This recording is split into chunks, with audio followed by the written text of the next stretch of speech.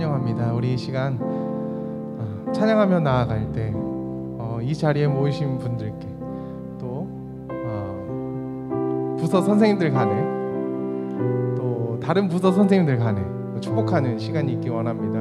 이 시간 같은 길을 걸어가는 우리가 함께 손을 잡고 한 마음 한 공동체로 나아가길 소망합니다.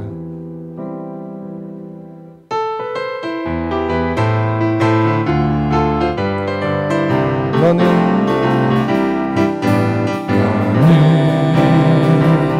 남강 너머로 뻗은 나무 가지에 푸른 열매처럼 하나님의 귀한 축복이 삶에 가득히 넘쳐날 거야. 너는 어떤 시련이 와도 너는 어떤 시련이 와도 능히 이겨낼 만한 날 있어. 전능하신 하나님께서 너와 언제나 함께 하시니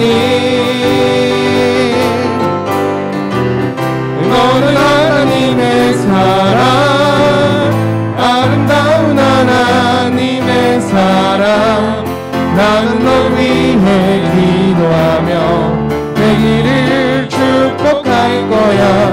너는 하나님의 선물, 사랑스러운 하나님의 열매, 주의 품에 꼭 피운 나무가 되어줘. 우리가 아직 이게 시작한 지 얼마 안 되고 찬양하는 지 얼마 안 돼서 그런 것 같은데 이게 좀 다 아시는 분들이시죠? 서로 다 아시는 분들이니까 서로를 향해 이번 손을 펼치시면서 뭐 앞에만 안 보셔도 좋고요, 옆에도 보시면서 우리 교사 선생님들, 우리 성도님들 서로 축복하는 시간이 되었으면 좋겠습니다. 우리 다시 한번 축복하며 나아가겠습니다. 너는 담장 너머로 뻗은 담장 너머로 뻗은 나무 가지에 푸른 열매처럼 하나님의 귀한 축복이 삶에 가득히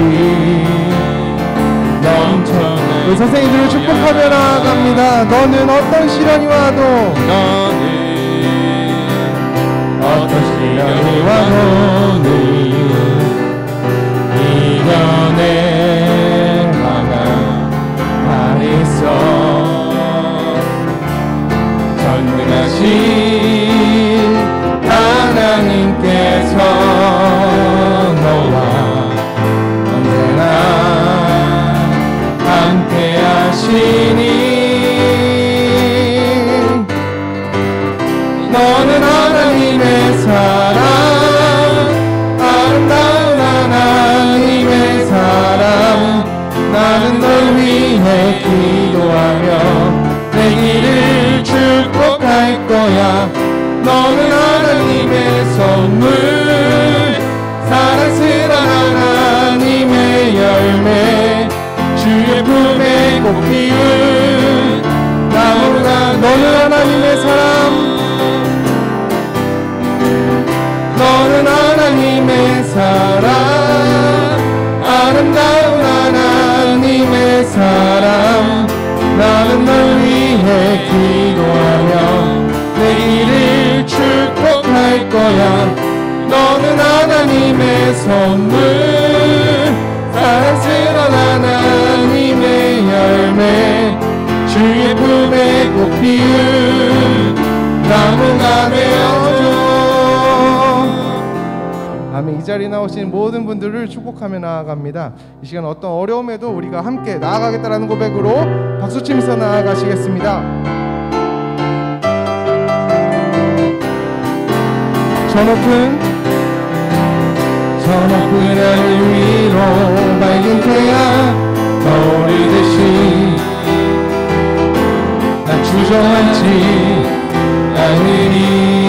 어떤 어려움에도 주의 길을 선택하니 이 가운데로 걸으리. 아멘.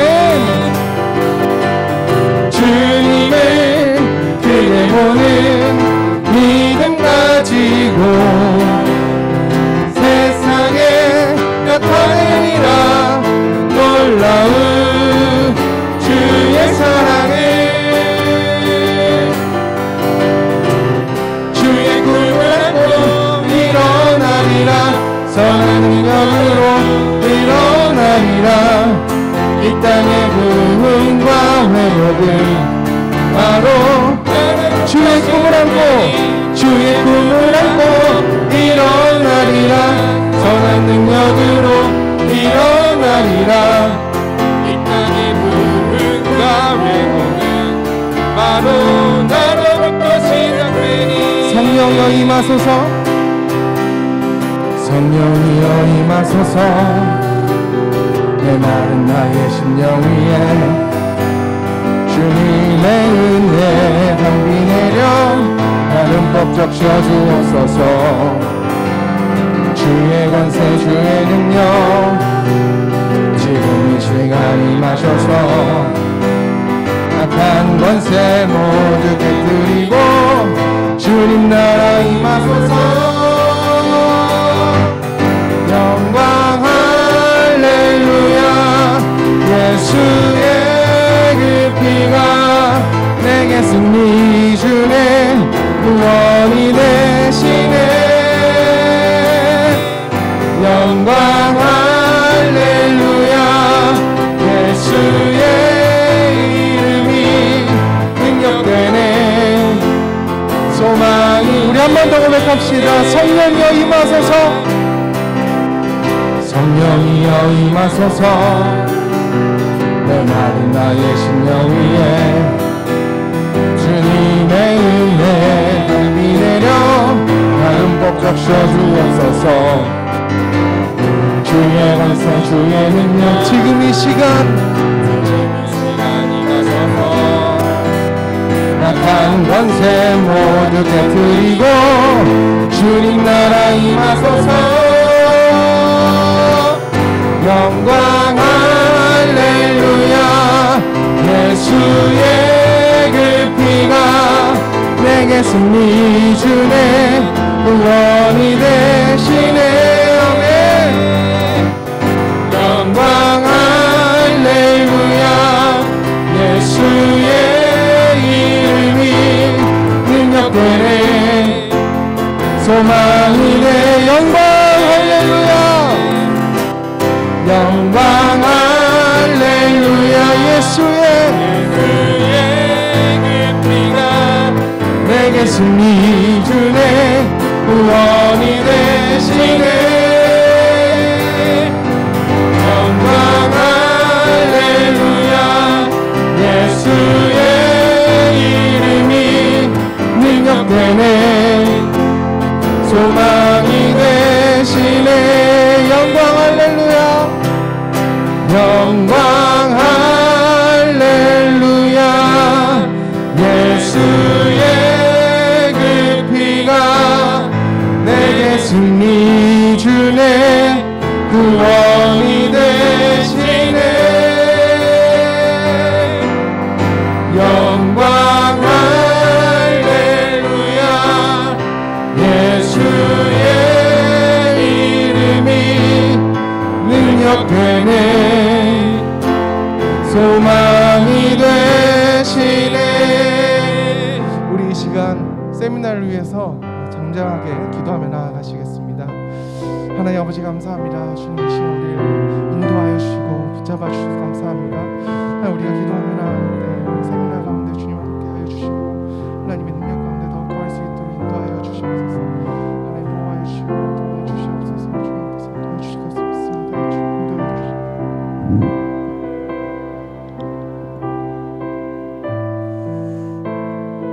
은혜로우신 하나님 아버지, 어려운 환경 속에서도 부모 교사 세미나를 개최케 하시니 감사를 드립니다. 저희들이 부모로서 또는 교사로서 저희와 자녀와 가르치는 학생들을 위하여 신앙적으로 교육하기에 너무나 어려운 환경에 처해 있는 지금 실정입니다.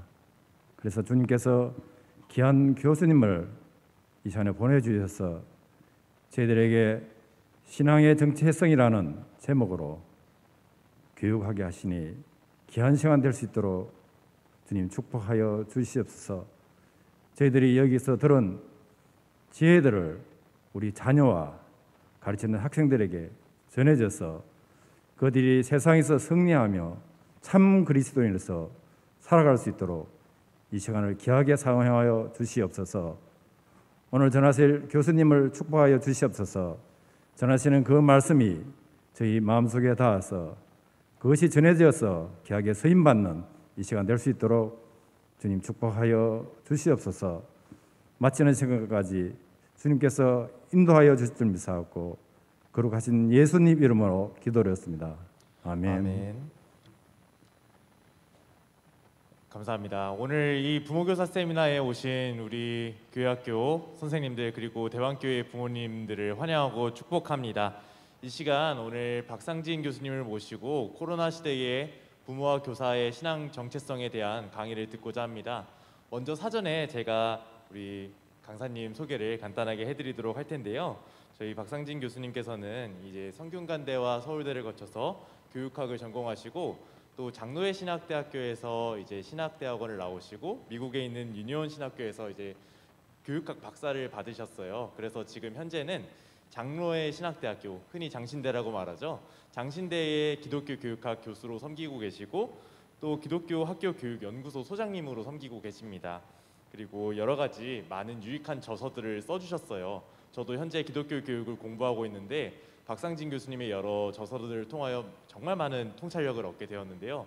그래서 오늘 사실 여러분들보다 제가 더 기대가 되는 오늘 그런 감사한 날입니다. 오늘 이제 강사님 나오셔서 귀한 강의로 섬겨주실 텐데요.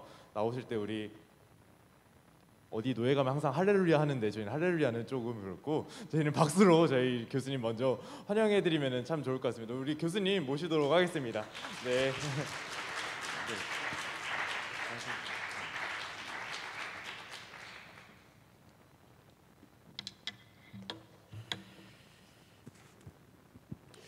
예, 여러분들 정말 반갑습니다.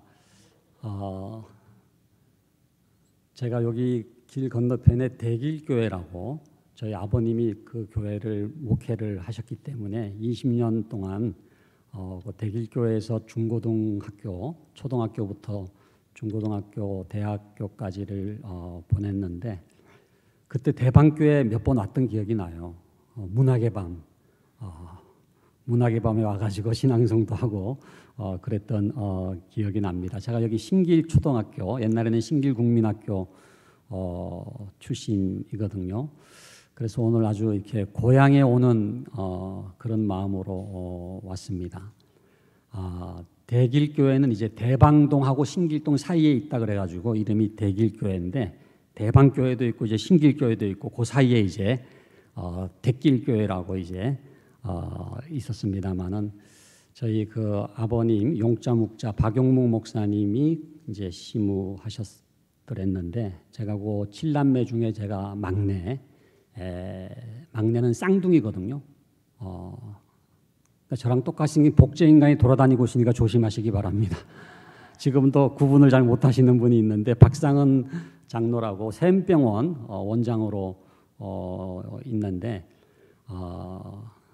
저희 우리 길 목사님, 담임 목사님께서 너무나 저희 집안을 또 잘 알고 계셔가지고 오늘 좀 일찍 와서 한참 담소를 나눴습니다. 그래서 여러분들 처음 뵙지만은 굉장히 이렇게 친근한 느낌이 있습니다. 오늘 이제 제가 요 PPT를 중심으로 해서 말씀을 드리려고 하는 제목은 지금 부모교사 세미나하지 않습니까? 그래서 코로나 시대 신앙교육을 어떻게 해야 될 것인가. 하는 제목으로 말씀을 드리려고 합니다. 그 전부터 위기였어요. 그러니까 코로나 이전부터 다음 세대 위기 얘기를 얼마나 많이 했습니까? 아마 대방교회도 예외가 아닐 거예요. 모든 교회들이 역삼각형 구조를 갖고 있습니다. 역피라밋 구조 이렇게. 연세 드신 분들은 많으신데 밑으로 내려올수록 이렇게 좁아지는 거예요.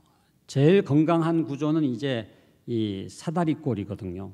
그러니까 연세 드신 분들이 많지만은 밑으로 내려올수록 더 많아야지 미래가 있는데 그게 아니라 역삼각형 구조라고 하는 게 뭡니까? 갈수록 이제 줄어드는 거예요. 축소되는 거예요. 그래서 코로나 이전부터 위기였는데 코로나로 말미암아 아주 위기가 중첩이 됐죠. 이건 뭐 어느 교단이나 할 것 없이 지금 가장 치명적인 지금 어려움을 겪고 있는 연령대가 이 다음 세대입니다. 특별히 유소년 인구라 그러지 않습니까? 0에서부터 14세 치명적이죠. 거의 제가 이번에도 설문조사를 전국적으로 해보니까 그저 예배 영상만 이렇게 송출을 하지 분방 공부가 거의 안 되고 있더라고요. 제일 많은 응답이 안부만 전하고 분방 공부는 하지 않는 그게 제일 이제 많았거든요. 그래서 이 코로나 시대에 우리가 부모로서 교사로서 어떻게 다음 세대를 양육해야 될 것인가라고 하는 것은 너무나 중요한 숙제가 아닐 수가 없습니다. 사실 이건 우리가 사실 경험해보지 못한 이 현상이잖아요. 뭐 사회적 거리두기라는 말도 이제는 익숙해졌지만은 처음에 얼마나 어색했는지 몰라요. 봉쇄라는 말도 그렇고요. 뭐 지금 백신이 개발돼서 이제 우리도 맞기 시작을 했지만은 과연 이게 언제 종식이 될 것인가? 또 코로나가 종식이 돼도 과연 그 전으로 돌아갈 수가 있을 것인가? 우리가 뉴노멀이라는 말을 쓰잖아요. 그러니까 정상이라고 하는 것이 돌아온다고 하더라도 그 전의 정상하고는 다른 새로운 어떤 노멀이 될 수밖에 없다. 그런 얘기를 하고 있지 않습니까? 그래서 저는 이 코로나가 지나가서 그 이후가 어떻게 될 것이냐도 중요하지만 이 위드 코로나 시대 코로나와 함께 있는 동안에 뭔가 변화가 돼야 돼요. 저는 하나님께서 이 코로나를 통해서 뭔가 지금 이렇게 새롭게 하기를 원하시는 게 있어요. 그래서 어떤 의미에서 이번 2021년도가 굉장히 중요해요. 그러니까 코로나가 아직 끝나기 전에 뭔가 변화가 시작돼야 되거든요. 먼저 저는 우리 한국 교회를 세 종류의 교회로 나눌 수 있다고 생각이 됩니다. 세 종류의 교회, 대방교회도 이제 이 중에 어디에 속하게 되겠는데 세 종류의 한국 교회가 어떤 교회냐? 쉽게 나누면 이렇게 나눌 수가 있어요. 질병관리본부 수준이라고 하는 걸 가운데다가 두면은 질병관리본부 이전 수준이 있고요. 질병관리본부 이후 수준이 있어요. 요게 이제 그 도덕발달론이라고 그 콜버그라고 하는 기독교 교육을 이제 공부하신 분들은 아주 필수적으로 공부해야 되는 인물이 이제 콜버그라고 하는 도덕발달론. 이분이 이제 인간의 도덕발달을 세 단계로 나눴거든요. 가운데가 인습 수준. 이건 뭐냐 하면은 법을 지키는 거예요. 하라는 대로 하는 거예요. 규칙을 지키는 거예요. 그러니까 방역 지침 철저히 지키고 위생 수칙 철저히 지키는 수준이 인습 수준입니다. 가운데 수준이에요. 근데 인습 이준 수준은 뭐냐 하면은 방역 지침 안 지키고 위생 수칙 안 지키고 그래서 그냥 자기 마음대로 욕망대로 그냥 폭력을 행사하고 신천지처럼 그렇게 되는 그런 수준이 있다면 이건 인습 이전 수준, 질병관리본부 이전 수준이라고 얘기할 수가 있죠. 그런데 인습 이후 수준은 뭐냐 하면은요, 단지 법을 지키는 게 아니라 법 정신을 지키는, 법을 지키는 건 당연하고 그 법의 원래의 정신을 추구하는 이 수준이 인습 이후 수준입니다. 가장 높은 도덕성 발달이라고 얘기를 하거든요. 그런데 코로나 시대에도 질병관리본부 이후 수준이 있어요. 이건 뭐냐 하면은 철저히 방역 지침을 지키고, 여러분들 전부 지금 마스크를 쓰시고 지금 사회적 거리두기도 하고 계십니다만은 철저히 방역 지침을 지키면서도 하나님의 음성에 귀를 기울이는, 하나님의 뜻을 추구하는, 하나님이 이 코로나를 통해서 어떤 변화를 기대하시는가, 이것에 관심을 갖는 거예요. 그래서 우리가 이 세 가지 수준을 얘기할 때 질병관리 이전 수준에서요, 질병관리본부 수준으로 와야 되거든요. 그러니까 여러분들이 이렇게 생각하시면 됩니다. 질병관리본부 이전 수준이라고 하는 것은 비합리적인 것, 비과학적인 거예요. 예? 위생수칙도 안 지키고 방역지침도 안 지키고 의학적이지도 않고 과학적이지도 않고 그런 수준에 있으면 안 되죠. 하나님께서 이 과학도 창조하셨기 때문에 여러분, 이 과학적인 게 굉장히 중요합니다. 합리적인 게 중요하죠. 의학적인 게 중요하거든요. 그러니까 질병관리청에서 정은경 본부장이 뭐라고 얘기하는지 잘 듣고 합리적으로 과학적으로 따라가야 돼요. 그런데 단지 합리적이고 과학적인 수준에 머무를 게 아니라 초합리적이고 초과학적인 수준으로 가요. 이게 신앙의 차원입니다. 계시의 차원이에요. 초월의 차원이에요. 이게 바로 질병관리본부 수준에 머무르는 게 아니라 질병관리본부 이후 수준으로 나가는 거예요. 저는 대방교회가 이 질병관리본부 이후 수준이라고 생각을 해요. 그래서 이런 지금 세미나를 갖는 거거든요. 이 코로나 시대에 과연 부모와 교사가 어떤 신앙 정체성을 갖고 어떻게 다음 세대를 양육해야 되겠는가?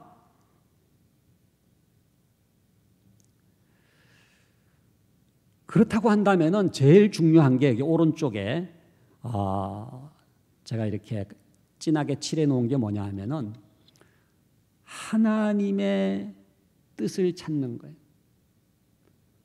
코로나를 통해서 하나님께서 원하시는 뜻이 뭐냐? 한마디로 말씀드리면은 본질을 회복하는 거예요. 잠깐 예배도 이렇게 멈추게 하시면서 예배의 본질이 회복되기를 원하시는 거예요. 오프라인이냐 온라인이냐의 문제보다 더 중요한 게 뭡니까? 신령과 진정의 예배를 회복하기를 원하시는 거예요.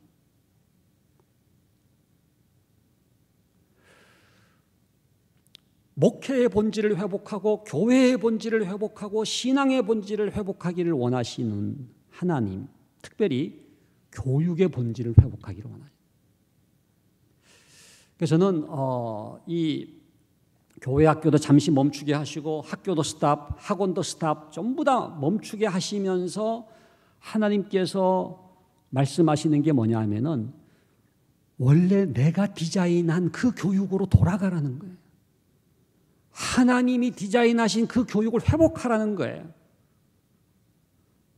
그래서 이 코로나를 잘, 고통스럽지만 또 코로나가 빨리 끝나야 되지만 그러나 코로나를 통해서 하나님의 음성을 들어야 되는데 그 음성은 다른 것이 아니라 정말 애타는 마음으로 본질을 회복하기를 원하시는 하나님의 뜻이라는 거죠. 자, 그렇다고 한다면은 그 본질이 뭐냐? 교육의 본질을 회복하는 것, 특별히 다음 세대 교육과 관련해서 뭐를 하나님께서 촉구하시는가? 저는 두 가지로 정리하고 싶어요. 두 가지. 오늘 이 두 가지에 대해서 말씀을 드리려고 합니다. 첫 번째가 하나님의 디자인하신 교육의 첫 번째가 성육신 교육. 성육신 교육. 두 번째가 부모가 중요해요. 부모가 깨어나는 것을 하나님께서 원하세요. 먼저 이 성육신 교육이라고 하는 것을 말씀을 드리기 전에 여러분들 나중에 한번 찾아서 읽어보세요. 마가복음 6장 34절 말씀에 보면은 이런 말씀이 있어요. 예수께서 나오사 큰 무리를 보시고 그 목자 없는 양 같음으로 인하여 불쌍히 여기사 이에 여러 가지로 가르치시더라. 예수님의 교육이 다른 랍비들과 다른 점이 뭔지 아세요? 예수님 당시에 서기관이 있었고 바리새인이 있었고 율법사들이 있었잖아요. 그런데 그들의 교육은 무기력했어요. 사람을 변화시키지를 못한 거예요. 그런데 예수님의 교육에는 그 서기관이나 바리새인이나 율법사와 같은 다른 랍비들에게는 없는 게 있었는데 그게 마가복음 6장 34절에 나오는 거죠. 제가 다시 한번 읽을 테니까 여러분들 무슨 단어가 예수님의 가르치심의 특징인지를 한번 골라보세요. 예수께서 나오사 큰 무리를 보시고 그 목자 없는 양 같음으로 인하여 불쌍히 여기사 이에 여러 가지로 가르치시더라. 무슨 단어가 나옵니까? 예? 불쌍히 여기사. 불쌍히 여기사. 불쌍히 여기사. 이게 헬라어로는 스플랑크 니조마이라고 되어 있는데 창자가 찢어지듯이 불쌍히 여기는 것을 일컬어서 스플랑크 니조마이라고 그러거든요. 그러니까 예수님께는 다른 랍비들에게 없는 게 있었는데 뭐가 있었느냐 하면 불쌍히 여김이 있었어요. 창자가 찢어지듯이 불쌍히 여기사 이에 여러 가지로 가르치시더라. 이 불쌍히 여기면은요, 이에 여러 가지로 가르치셨다 그랬잖아요. 이렇게도 가르치시고 저렇게도 가르치시고 공중나는 새를 보라고 말씀하시기도 하시고 들에 핀 백합화를 보라고 말씀하시기도 하시고 때로는 질문법을 쓰기도 하시고 때로는 비유법을 쓰기도 하시고 방법이 문제가 아니에요. 정말 불쌍히 여긴다면은 여러 가지로 가르치시는 거예요.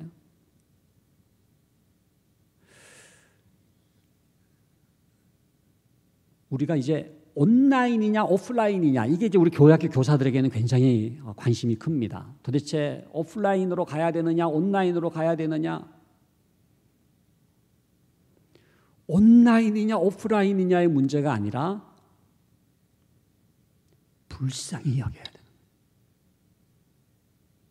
불쌍히 여김이 회복되기를 원하시는 거예요. 불쌍히 여기면은요 온라인일 수도 있고 오프라인일 수도 있어요. 온라인이 필요하면 온라인을 쓰기도 하고 오프라인이 필요하면 오프라인을 쓰기도 해요. 어느 하나가 아니에요. 여러 가지로 가르치시더라.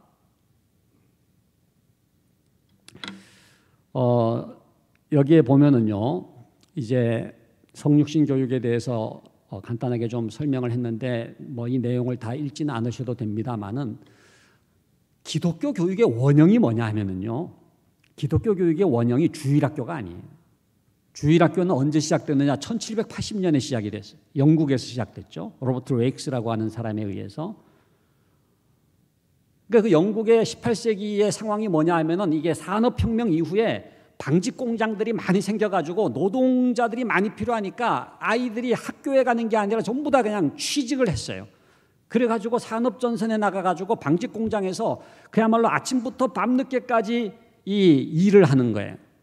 그 아이들을 썬데이, 일요일에 자기 인쇄소에 데리고 와가지고 그 아이들에게 3Rs라고 그러잖아요. 읽고 쓰고 세마기를 가르치고 성경 공부까지 가르친 거예요. 그게 이제 주일학교의 시작입니다. 그러니까 주일학교를 시작할 때에 그 로버트 웨익스라고 하는 사람에게 뭐가 있었어요? 불쌍히 여김이 있어요. 불쌍히 여김이 있었어요.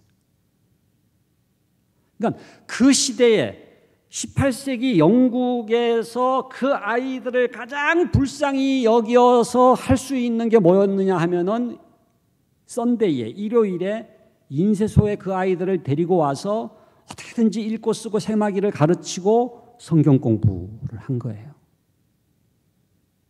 그러니까 주일학교 자체보다 더 중요한 게 뭐예요? 불쌍히 여김이에요. 사랑하는 거죠.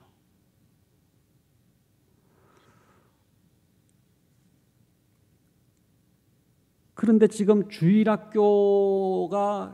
우리나라까지 이렇게 미국을 거쳐가지고 와서 지금 대방교회도 지금 주일학교가 있잖아요.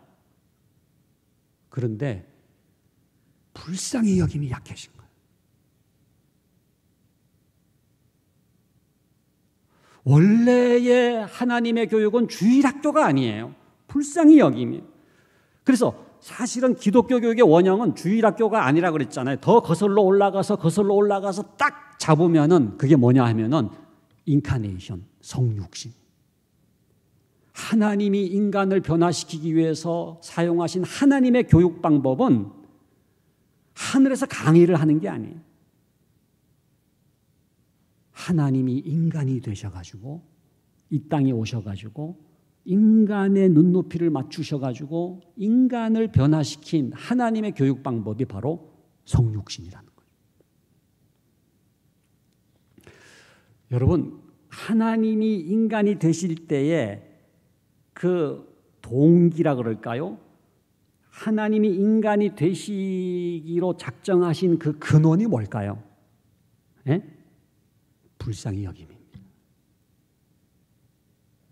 그게 가장 잘 나타난 게 요한복음 3장 16절이죠. 하나님이 세상을 이처럼 사랑하사 독생자를 주셨으니 누구든지 저를 믿는 자마다 멸망치 않고 구원을 영생을 얻게 하려 하심이니라.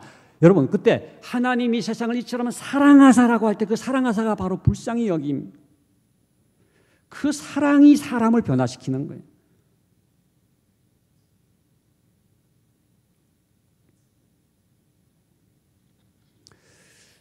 저는 지금 코로나 상황 속에서 온라인이냐 오프라인이냐가 아니라 정말로 우리 대방교회, 교회학교, 주일학교 교사들에게 이 스플랑크 니조마, 이 불쌍히 여김이 있느냐.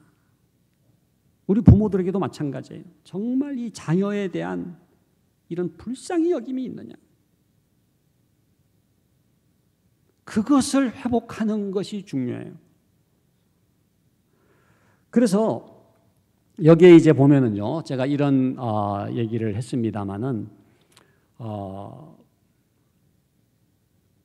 온라인이냐 오프라인이냐가 중요한 게 아니라 불쌍히 여기는 게 중요하다는 얘기는 뭐냐 하면은 정말 불쌍히 여긴다면은 온라인으로도 아이들을 만나기도 하고 오프라인으로 만나기도 하고 이걸 우리가 온라인이라고도 얘기를 하거든요. 온라인.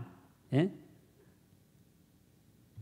여러분 사실 코로나라 그래서요 오프라인으로 할 수 있는 게 없는 게 아니에요.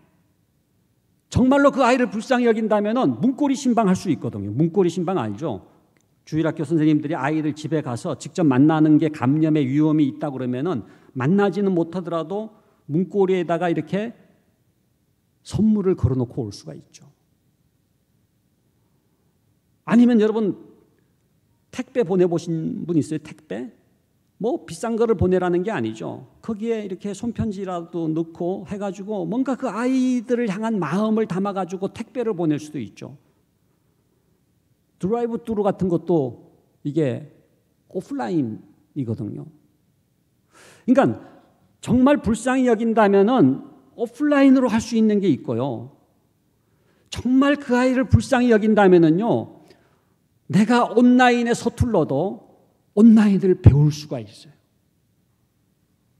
우리 연세 드신 우리 선생님들은 줌이라든지 무슨 뭐 유튜브라든지 뭐 SNS가 전부 다 불편할 수가 있지만 사랑한다면은요 배울 수가 있어요. 여러분 그 선교사님들이요 어떻게 그 어려운 아프리카 말을 배우고 파푸아 뉴기니아 말을 배우고 어떻게 선교지의 그 언어를 습득을 하는가? 불쌍히 여기기 때문에 그래요.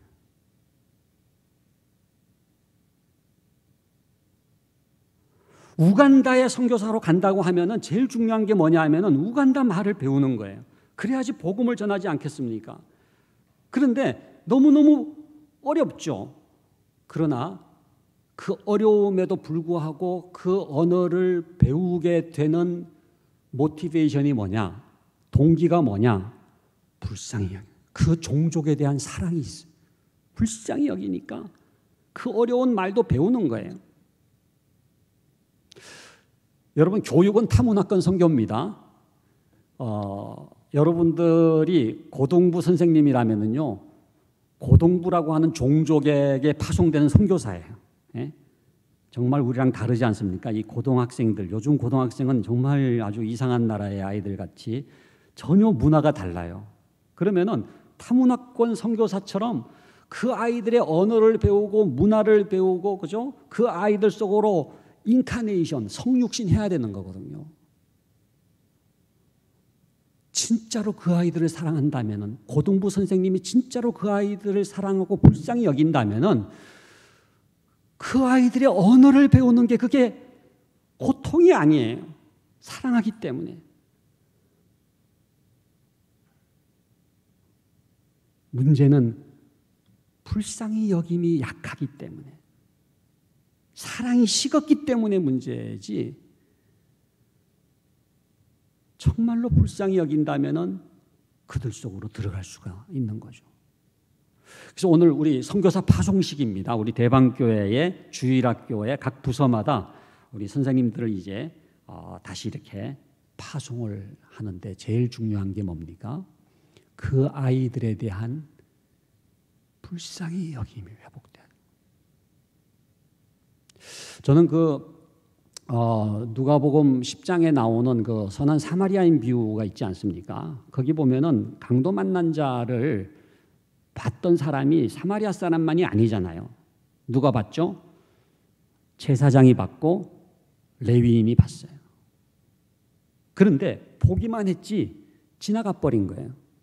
그런데 그 사마리아 사람에 대해서는 뭐라고 써 있느냐 하면은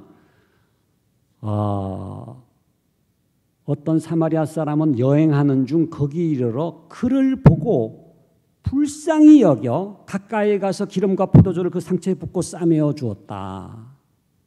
그러니까 차이가 뭐냐면요, 제사장과 레위인도 봤지만은 불쌍히 여기질 않았어요.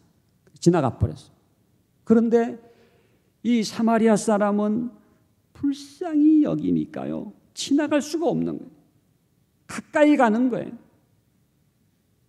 기름과 포도주 얼마나 아까운 거예요. 여행할 때 그거 자기 일을 위해서 쓰려고 가져가는 건데 그거를 상처에 붓고 싸매가지고 주먹까지 데려가지 않습니까? 제가 그걸 읽으면서 야, 사람을 변화시키는 거는 학력이 아니구나, 사회적 지위가 아니구나, 경력이 아니구나, 불쌍히 여김이고. 교회 학교 교사를 오래 했다고 하는 경력이 아이들을 변화시키는 게 아닙니다. 무슨 뭐 서울대 나오고 무슨 뭐 박사 학위가 있고 그게 아이를 변화시키는 게 아니에요. 돈도 아니고 사회적 지위도 아니에요. 불쌍히 여길 때 그 아이가 변하는 거거든요. 그래서 우리가 이 성육신의 원리를 회복해야 된다라고 하는 게 저는 너무나 중요한데, 그렇다고 한다면은 그 아이들의 언어와 문화를 우리가 배우는 것에 대해서 주저하지 말고 정말로 그 아이가 불쌍히 여겨진다면은, 사랑한다면은 마치 타문화권 선교사로 파송되는 것처럼, 마치 우간다 말을 배우고 파푸아 뉴기니아 말을 배우는 것처럼 그 아이들의 온라인 언어를 배워야 되는 거예요. 지금 아이들 우리가 디지털 세대라고 그러잖아요. 돈 탭스콧이라고 하는 사람이 디지털 네이티브라고 하는 책을 썼어요. 디지털 네이티브는 뭐냐 하면 디지털 원주민이라는 거예요. 우리는 기껏해야 디지털 이민자에 불과하다는 거거든요. 그러니까 태어날 때부터 스마트폰이라든지 IT 이런 그 컴퓨터 이런 어떤 디지털 세계 속에 태어난 아이들은 언어가 디지털 언어인 거예요. 그 아이들에게 선교하려면 어떻게 해야 돼요? 그 디지털 언어를 배워야 돼요. 여러분, 제가 여기에 커뮤니케이션의 역사를 이렇게 5가지로 구분을 해가지고 이제 정리를 해놨습니다만, 여기 마샬 맥루한이라는 분이 커뮤니케이션의 역사를 5개의 시기로 구분을 했어요. 맨 오래된 게, 제일 오래된 게 이제 구전식입니다. 구전은 뭐냐면은 아직 문자도 없으니까 말로만 커뮤니케이션을 하는 거예요. 예? 그 다음에 이제 문자 시대가 됐죠. 글자가 나왔어요. 이제 그러면 글을 써가지고 커뮤니케이션을 할 수가 있죠. 사도 바울도 내가 친필로 썼노니 그랬잖아요. 그 다음에는 이제 구텐베르그 이후에는 인쇄활자가 나왔어요. 이때부터 책이 나왔어요. 책. 그러니까 교과서가 나왔고 이때부터 대중교육이 가능해졌고 종교개혁이 가능한 것도 결국은 라틴어 성경을 독일어로 번역해가지고 이걸 책으로 인쇄해가지고 읽게 했기 때문에 종교개혁이 성공한 거잖아요. 그 다음에 시청각 시대가 됐고 지금은 멀티미디어 커뮤니케이션 시대, 디지털 시대가 된 거예요. 그러면 각각의 커뮤니케이션 시대마다 이 교육 방법이 달라요. 구전 시대는 말로 하죠. 문자 시대 때는 글자로 하죠. 인쇄활자 시대 때는 책으로 하죠. 시청각 시대 때는 시청각으로 하죠. 그리고 마지막 뭡니까? 마지막 멀티미디어 커뮤니케이션 시대에는 멀티미디어로 하는 거예요. 디지털로 하는 거예요. 이때 뭐 책이 필요 없다는 게 아니에요. 여전히 책도 필요하지만 이게 멀타이라고 하는 게 뭐예요? 이것도 하고 저것도 하고 그냥 다 할 줄 알아야 된다는 얘기거든요. 그러니까 그런 점에서 저는 특별히 여러분들 이 초등학교 또 중학교 고등학교를 담당하는 선생님들이나 부모들은 그 아이들의 언어에 익숙해져야 돼요. 그래야 이게 소통이 돼요. 소통이 돼야 교육이 되거든요. 교육은 커뮤니케이션이거든요. 그러니까 말이 안 통하면 교육이 안 되는 겁니다.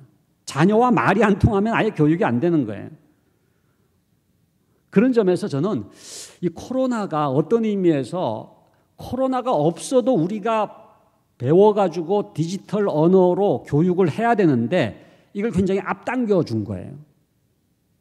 그래서 좀 힘들지만 그러나 지금 이러한 과정을 겪으면은요, 코로나가 지나가도 굉장히 그 아이들하고 소통할 수 있는 커뮤니케이션 능력이 이제 개발이 되는 거죠.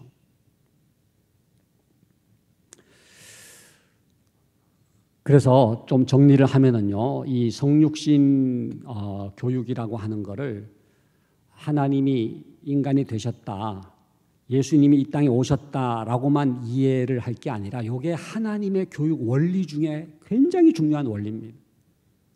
내가 어떻게 교사 역할을 하고 부모 역할을 할 거냐. 하나님이 인간이 되신 것처럼 여러분 우리가 돼지가 된다든지 개가 된다는 것도 생각조차 할 수 없잖아요. 이건 피조물이 되는 것임에도 불구하고 근데 창조주 하나님이 피조물이 된다고 하는 거는 이거는 엄청나게 낮아지시는 거잖아요. 근데 그렇게 낮아지심으로써 뭡니까? 눈높이를 맞추셔가지고 인간을 변화시키고 구원하시는 것, 이것이 하나님의 교육이거든요. 몸소 그것을 실천하시면서 우리에게 뭐가 기독교 교육인지를 보여주신 거예요. 기독교 교육은 다른 게 아니라 성육신하는 거다. 부모는 자녀 속에 성육신해야 되고요. 유치부 선생님은 유치부 아이들 속으로 성육신해야 되고요. 고등부 아이들 속으로 고등부 선생님들은 성육신해야 되고요. 예? 노인부를 혹시 맡은 분이 계시다면 그 노인들의 삶 속으로 들어가야 되는 거죠. 저는 지금 우리 한국교회에 주일학교 선생님들이 성경 지식이 부족해서 아이들을 제대로 교육 못하는 건 아니라고 봐요. 성경 지식도 더 깊어져야 되겠지만은 문제는 뭐냐 하면은 아이들하고 이게 접촉점이 없어요. 아이들하고 터치가 안 된, 아이들하고 지금 어긋나고 있는 거예요. 저는 우리 그 성교학에서도 굉장히 중요하게 여기는 게 문화인류학입니다. 문화인류학. 저는 우리 교사들에게 문화인류학 공부를 좀 했으면 좋겠다 그런 얘기를 가끔 하는데 문화인류학을 뭐 정식으로 공부를 못하더라도 문화인류학이라고 하는 게 뭐예요? 어떤 종족을 연구하기 위해서는요 그 종족 속에 들어가 가지고 한참을 있어야 된다는 거예요. 그래서 인류학 연구의 특징은 뭐냐면요 장기간이에요. 장기간. 다른 연구는 그냥 순식간에 할 수 있어도 어떤 인류학적인 연구, 그 종족을 연구한다는 것은 가서 오랫동안 장기적이고 또 국지적이라. 국지적은 뭐냐면은 그 지역 속에 들어가야 되는 거예요. 그래가지고 그들과 함께 살면서 비로소 그들의 진정한 모습을 알게 되는 거예요. 밖에서 관찰하는 게 아니에요. 얘네들은 이렇구나. 그게 아니에요.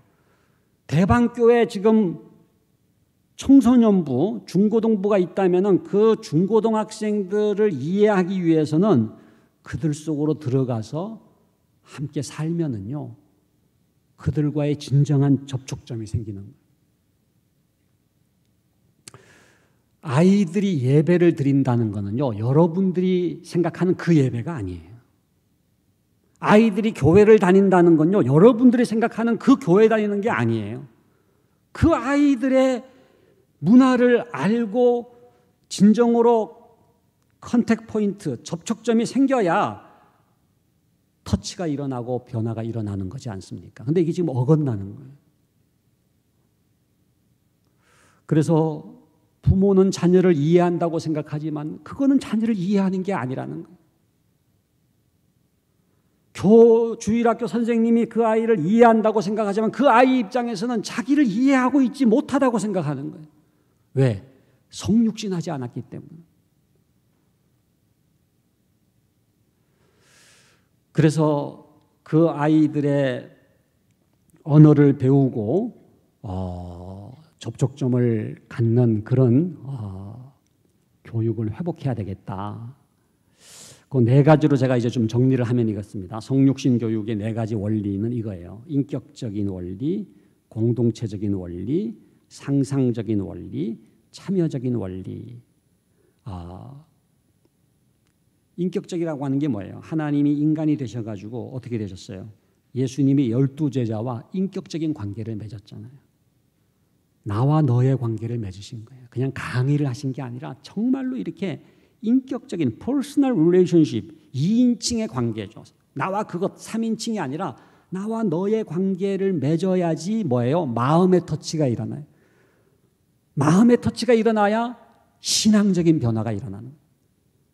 여러분, 신앙은 이 머리의 변화가 아닙니다. 지식이 쌓였다고 신앙이 생기는 게 아니에요. 여러분, 그 신앙의 라틴어 어원은 크레도입니다. 크레도. C-R-E-D-O, 크레도가 이제 라틴어인데 그 크레도에서 파생된 단어가 크레딧 카드, 신용카드, 믿을 만한 카드라는 얘기잖아요. 그 크레도가 코아하고 도가 합성어인데 코아는 중심입니다. 코아 백화점, 그 중심이란 뜻이 코아. 또 뭐 헬스 하는 분들도 뭐 코아가 중요하다 그런 얘기 하잖아요. 그 중심이라는 얘기거든요. 그다음에 디오라고 하는 건 뭐냐? 드립니다. 그 중심을 드린다는 게 이게 신앙의 어원이에요. 그 중심 코아가 마음이라는 뜻이 있거든요. 그래서 마음 중심을 드리는 게 이게 신앙이거든요. 그래서 어떻게 하든지 간에 인격적인 관계를 맺어야 마음의 터치가 일어나고 마음의 터치가 일어나야 중심의 변화가 일어나요. 신앙적 변화가 일어나는 거예요. 그래서 제일 중요한 건요, 대방교회 지금 이 코로나 시대에 우리 주일학교 선생님에게 제일 중요한 건 뭐냐 하면요, 우리 아이들하고 온라인이든지 오프라인이든지 중요한 건 온라인이냐 오프라인이냐가 아니라 인격적인 관계가 맺어지느냐는 거예요. 온라인도 얼마든지 인격적인 관계 맺을 수가 있어요. 제가 줌을 하면서 몇 번이나 울었어요. 그러니까 이 모니터에 눈물이 떨어져야 돼요.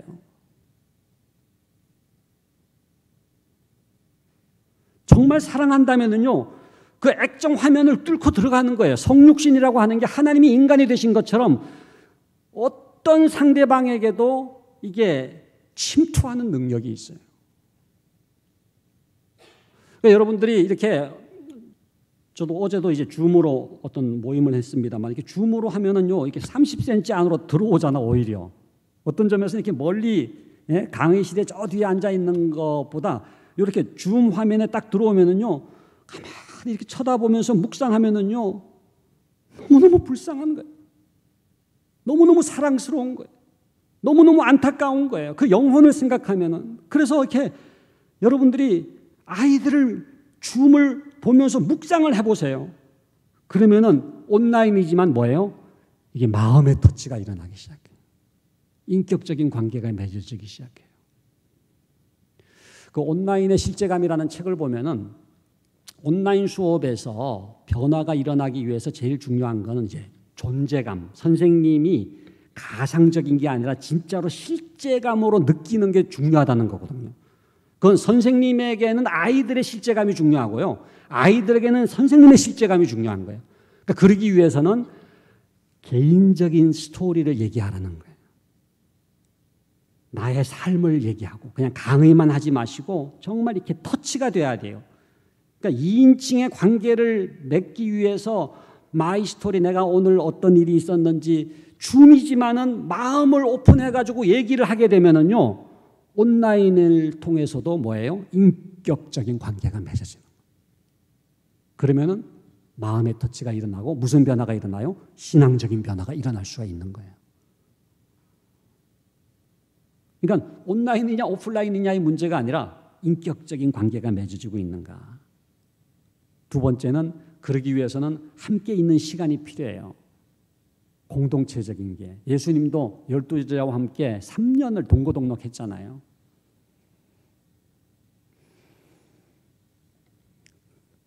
일주일에 주일 아침에 잠깐 만나는 걸로는 안 돼요. 우리가 168분의 1 얘기를 합니다마는 168시간이 일주일의 시간 숫자인데 그중에 1시간 가지고는 절대로 신앙적인 변화가 일어나지를 않는 거죠. 주중에 한 번이라도 더 만나보세요. 온라인도 좋고 오프라인도 좋아요.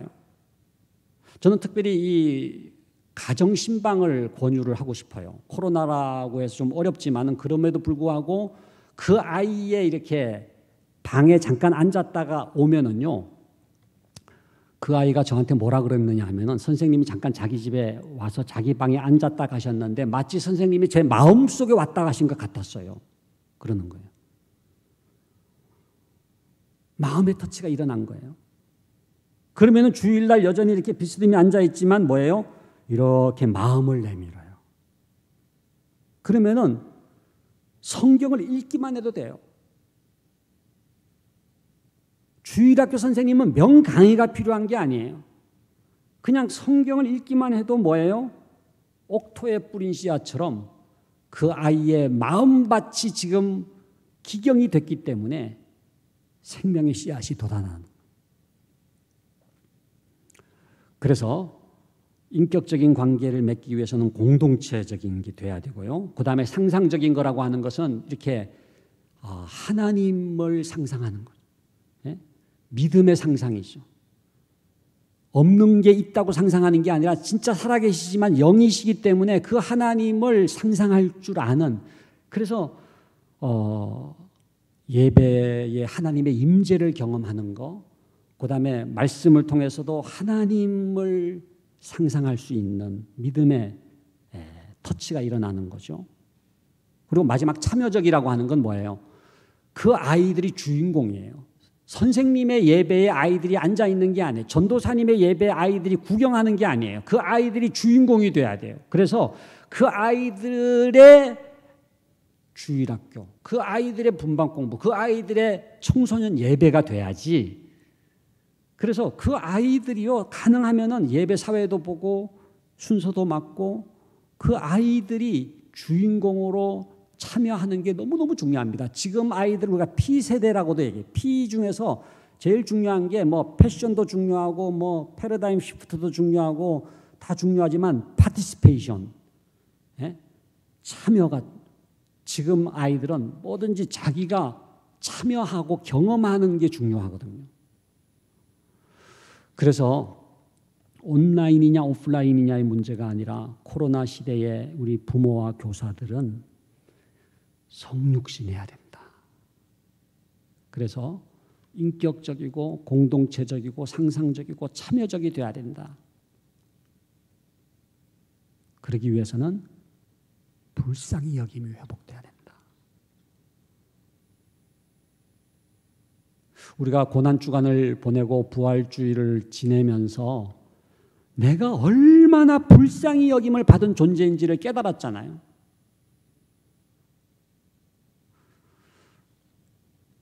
이런 1만 달란트 탕감받은 자라고 하는 깨달음을 갖게 될 때에 왜 100데나리온 빚진 자를 용서 못하겠어요?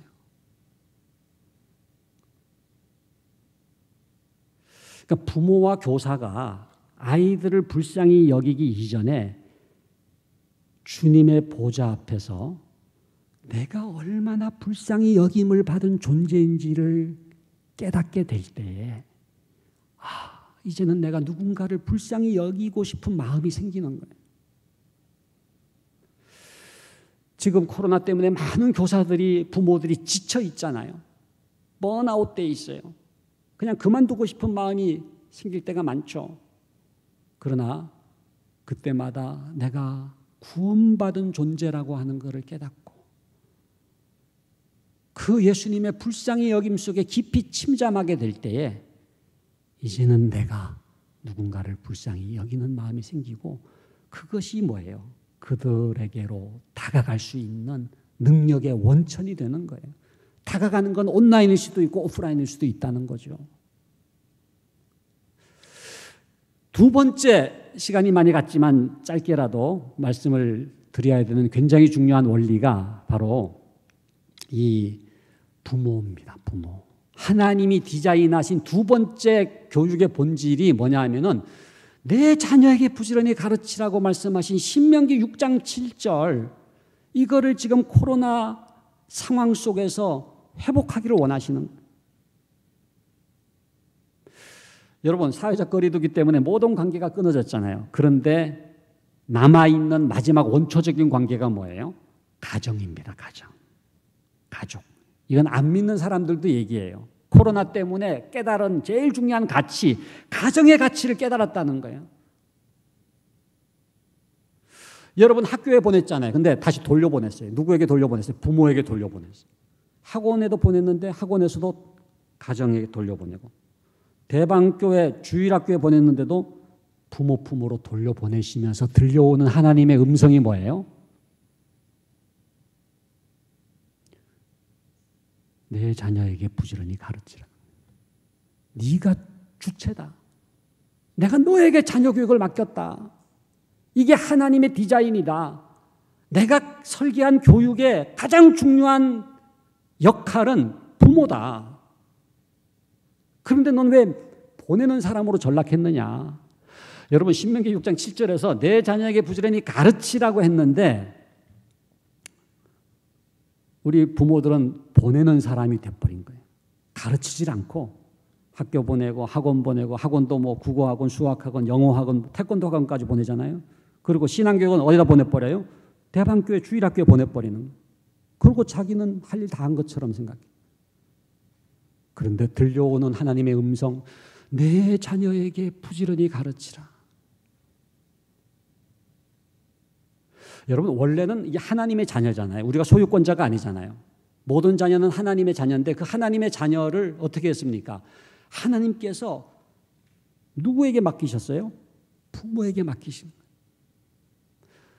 한번 여러분들이 맞춰보세요. 다음 중 자녀 교육의 주체는 누구입니까? 1번 교육부 장관, 2번 교육감, 3번 좀 어렵습니다. 담임 목사님, 4번 교회학교 교사, 5번 부모. 누구예요? 부모예요. 자녀 교육에 대해서 천국에서 상 주시거나 무슨 심판하실 일이 있을 때 하나님께서 누구를 맨 먼저 콜을 하시느냐? 뭐 줄줄이 소환이 될 수도 있죠. 담임 목사님, 뭐 우리 또 교육 총괄 우리 강도사님도 불릴 수도 있고, 교회학교 교사도 불려갈 수도 있겠지만 맨 먼저 콜하는 사람은요, 부모입니다. 부모. 왜? 하나님께서 그 부모에게 자녀를 맡겼기 때문에 그래요. 이거는 구약만이 아니 신약도 마찬가지예요. 자녀를 노엽게 하지 말고 주의 교훈과 훈계로 양육하라고 말씀을 하셨잖아요. 부모에게 맡기신 거거든요. 그 디자인이 지금 깨어진 거예요. 그래서 그냥 보내기만 했던 그 가정으로, 그 부모에게로 다 돌려보내면서 이 코로나 상황 속에서 하나님께서 우리에게 들려주시는 메시지가 있는데, 바로 부모가 깨어나서 다시금 가정 예배도 드리고 자녀 신앙 교육의 주체가 되라고 하는 거죠. 그래서 저는 이 코로나가 끝나기 전에 지금 제가 뭐 다른 여러 가지 세미나를 하는 것 중에서 제일 제가 중요하게 생각하는 게 뭐냐면 부모 세미나예요. 그래서 코로나가 끝나기 전에 우리 부모들이 깨어납시다. 우리가 주체라고 하는 사실을 깨닫고 이때까지 보내기만 했는데 그게 아니라 우리가 자녀를 신앙으로 양육합시다. 교회 다니는 부모는 많은데요. 진정한 의미에서 크리스찬 부모는 많지 않은 것 같아요. 그 두 가지를 구분하시겠습니까? 교회 다니는 부모하고 진짜 크리스찬 부모. 교회 다니는 부모는 누구예요? 부모가 교회를 대방교회 다녀요. 부모가 예수 믿죠. 그런데 자녀 교육은 세속적이에요. 그러면 그런 교회 다니는 부모 밑에서 자라나는 자녀는요, 신앙적인 영향을 받겠어요? 세속적인 영향을 받겠어요? 세속적인 영향을 받아요. 왜? 자녀 교육이 세속적이니까. 그러니까 엄마는 신앙이 있는지 모르지만 자기는 늘 신앙 얘기 한 번도 들어본 적이 없어요. 가정 예배도 안 드리고 성경 얘기 들어본 적이 없어요. 늘 하는 얘기는 너 왜 공부 안 하느냐, 너 왜 학원 안 갔느냐, 너 그래가지고 무슨 대학 갈래, 뭐 땅을 파봐라 돈이 나오냐, 그런 얘기는 하는데 신앙 얘기를 하지 않는 교회 다니는 부모는 그 자녀에게는요 그냥 세속적인 영향만 주는 거예요. 진정한 크리스찬 부모가 되기 위해서는 두 번의 거듭남이 필요합니다. 세컨드 컨버전, 두 번째 거듭남이 필요해요. 첫 번째 거듭남은 여러분들 다 하셨죠. 그래서 우리가 교회도 나오고 지금 이 시간에도 나왔잖아요. 근데 두 번째 거듭남이 필요한데 뭐가 거듭나야 돼요? 자녀 교육이 거듭나요. 자녀 교육에서 예수를 믿어야 돼요. 이 두 번째 거듭남이 일어나야 비로소 뭐예요? 진짜 크리스찬 부모가 되는 거예요. 자녀가 크리스찬 영향을 받아요. 기독교적인 신앙적인 영향을 비로소 받을 수가 있는 거예요. 왜? 자녀 교육이 거듭났기 때문에. 그런데 대부분이 지금 한국교회 부모들은 첫 번째 거듭남은 일어났지만 두 번째 거듭남이 일어나지 않았어요. 그러니까 교회를 다녀요. 뭐 구역장일 수도 있고 성가대원일 수도 있어요. 그런데 자녀 교육은 안 믿는 부모랑 거의 다를 바가 없어요.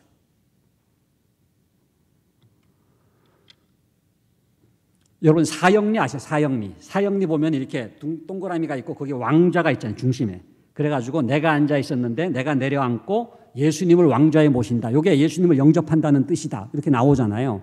자녀 교육에도요 왕좌가 있어요. 자녀 교육의 동그라미 속에 왕좌가 있는데 거기에 그냥 부모가 앉아 있는, 부모의 욕망이 앉아 있는 거죠. 네, 내려앉고 그 자녀 교육에 있어서도 예수님을 주님으로 모시는 거듭남, 이게 두 번째 거듭남이에요. 그래서 저는 우리 한국교회에 제일 필요한 운동은 이 두 번째 거듭남 운동이다.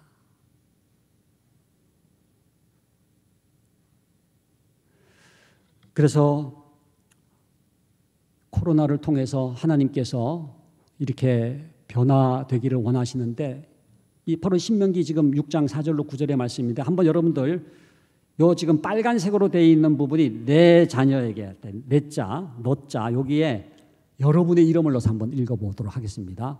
이게 부모에게 주신 말씀이니까 내게 주신 말씀이잖아요. 같이 한번 읽어볼까요? 이스라엘아 들으라. 우리 하나님 여호와는 오직 유일한 여호와이시니 상징 있는 마음을 다하고 뜻을 다하고 힘을 다하여 상진이의 하나님 여호와.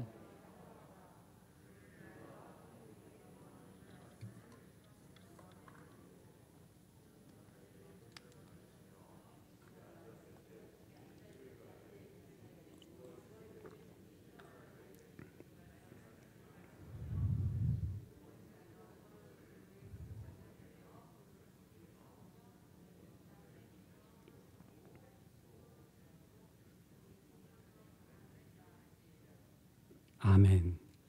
좀 느낌이 다르죠. 그냥 이스라엘 사람에게 준 말씀, 또 뭐 이스라엘 부모에게 준 말씀이 아니라 내게 주신 말씀. 그러니까 상진이의 자녀에게 부지런히 가르치라.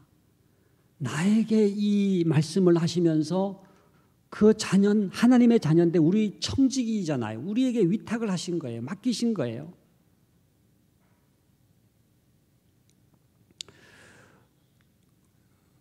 제가 한번 이렇게 긴급 재난 문자를 받아. 저는 지금 경기도에 살고 있는데 작년도에 3월 8일인가 그래요. 이 무슨 문자가 왔느냐면은 여기 지금 적어놨습니다만은 제가 거의 외웠어요. 모임 예배는 감염의 뭐 위험이 있사오니 그다음에 가정 예배를 당부드립니다. 그게 나오죠, 그죠?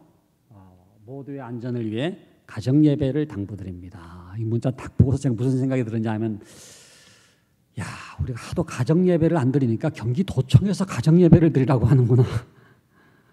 그런 생각이 났어요.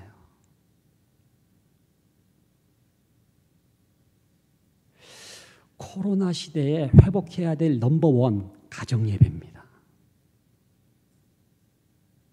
저는 대방교회 가정마다 뭐 다른 해결책이 필요한 게 아니에요. 가정 예배를 드리면 돼요.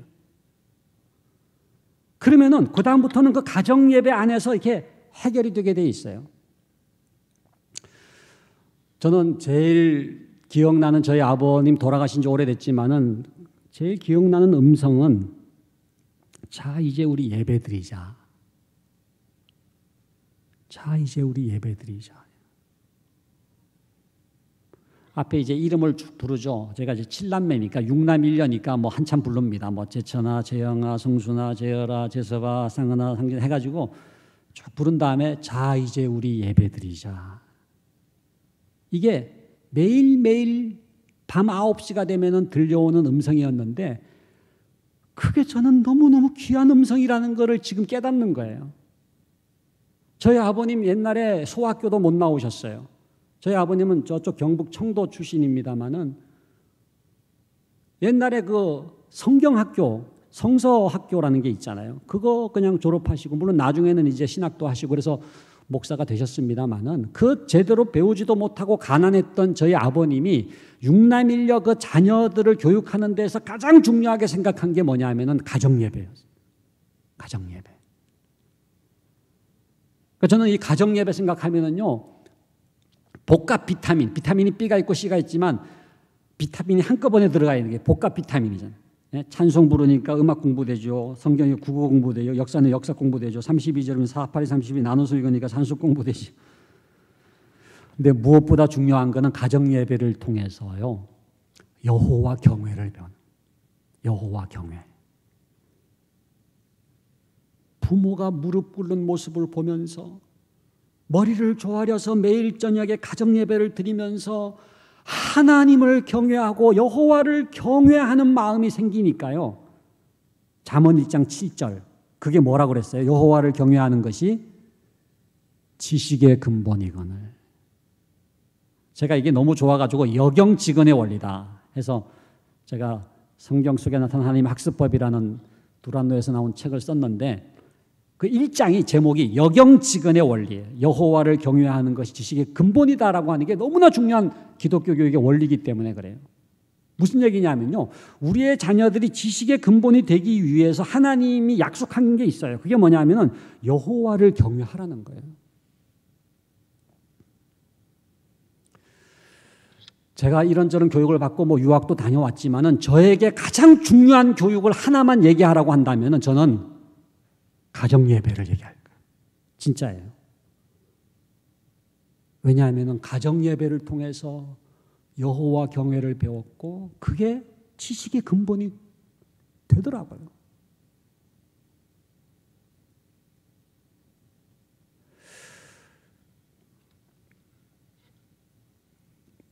그래서 이 가정 예배를 코로나 이 상황 속에서 어떻게든지 시작을 하시면 좋겠어요. 지금처럼 이렇게 집밥을 많이 먹은 적이 없는 것 같아요. 저도 인생 살아오면서 지금처럼 집에서 밥을 많이 먹어본 적이 없어요. 그러니까 저도 뭐 밥도 또 이렇게 요리도 같이 하기도 하고, 그러니까 자녀들과 함께 있는 시간이 지금처럼 많은 시절이 없잖아요. 그러니까 이 코로나 시대에 가정 예배 시작해야 돼요. 물론 쉽지가 않죠. 가정 예배가 좋은지는 알지만은 가정 예배를 왜 못 드리느냐 제가 보니까요. 딱 원인이 하나더라고요. 처절하게 가정 예배가 중요한지를 몰라서 그래요. 아니, 가정 예배가 좋지 가정 예배 드리면 물론 좋죠. 다 알아요. 그런데 진짜 처절하게 이게 자녀에게 생명이 되고 자자손손 그 아이들의 신앙적인 정체성을 유지하는 가장 중요한 통로가 된다는 것에 대해서 처절하게 깨닫지를 못하니까 늘 우선순위에서 뒤처지는 거예요. 여러분들 운동해야지 그러지만 운동 안 하잖아요. 근데 심각한 병이 걸려가지고 병원에 가면은 의사 선생님이 이 사람아 당신 운동 안 하면 죽어 이 사람아. 그러면 그때부터 운동해요. 왜? 운동이 처절하게 중요한 거를 비로소 깨달으니까. 근데 여러분 자녀들이 공부 잘하고 좋은 대학 들어가는 거 다 좋지만은요. 그 아이들에게 가장 중요한 게 신앙입니다. 신앙. 여러분 천국의 실종자 가족에 대해서 묵상해 보신 적이 있으세요? 어저께가 4월 16일 세월호 7주기잖아요. 세월호 아직도 실종자 가족들이 있어요. 그분들이 하시는 말씀이 시신을 찾은 사람들이 그렇게 부러울 수가 없다는 거예요. 근데 천국의 실종자 가족은 누구예요? 우리 부모들이 먼저 천국에 갔어요. 이제는 우리 애가 올 때가 됐는데 오지 않는 자녀를 기다리는 천국의 실종자 가족에 대해서 묵상해 보신 적이 있습니까? 자기는 학원도 보내고 과외도 시켜가지고 명문대 입학시켰고 인류 기업에 취직시켰기 때문에 자녀 교육만큼은 성공한 줄 알았는데 그게 성공이 아니라고 하는 것을 어디서 깨달아요? 천국에서 깨닫는 거예요.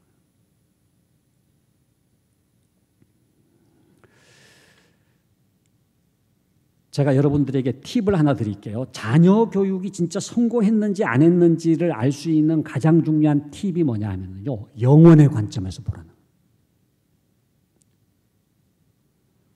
제가 무슨 스카이 또 아이비리그 들어가고 좋은 대학에 들어가는 거를 제가 왜 나쁘게 생각하겠어요? 너무너무 좋죠.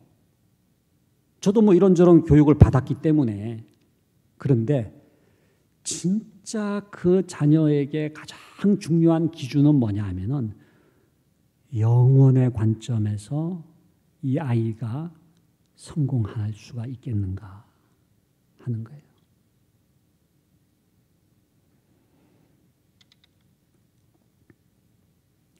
그런 점에서 저는 참 안타까운 게 이렇게 서울 근교에 분당이나 용인이나 신도시들 있잖아요. 그런데 가보면은 그냥 자녀가 의사가 되고 무슨 변호사가 됐다고 자녀 교육에 성공한 줄 알고 있더라고요. 근데 물어보면은 교회를 안 다녀요. 신앙이 없어요. 그건 성공이 아니에요.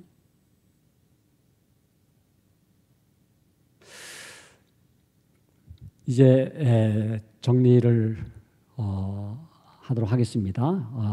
이 책이 이제 최근에 나왔는데 유발이라고 하는 게요. 이 유발이라는 요게 이제 유니게와 바울이 디모데를 양육한 것처럼 부모와 교회학교 교사가 유니게가 엄마잖아요.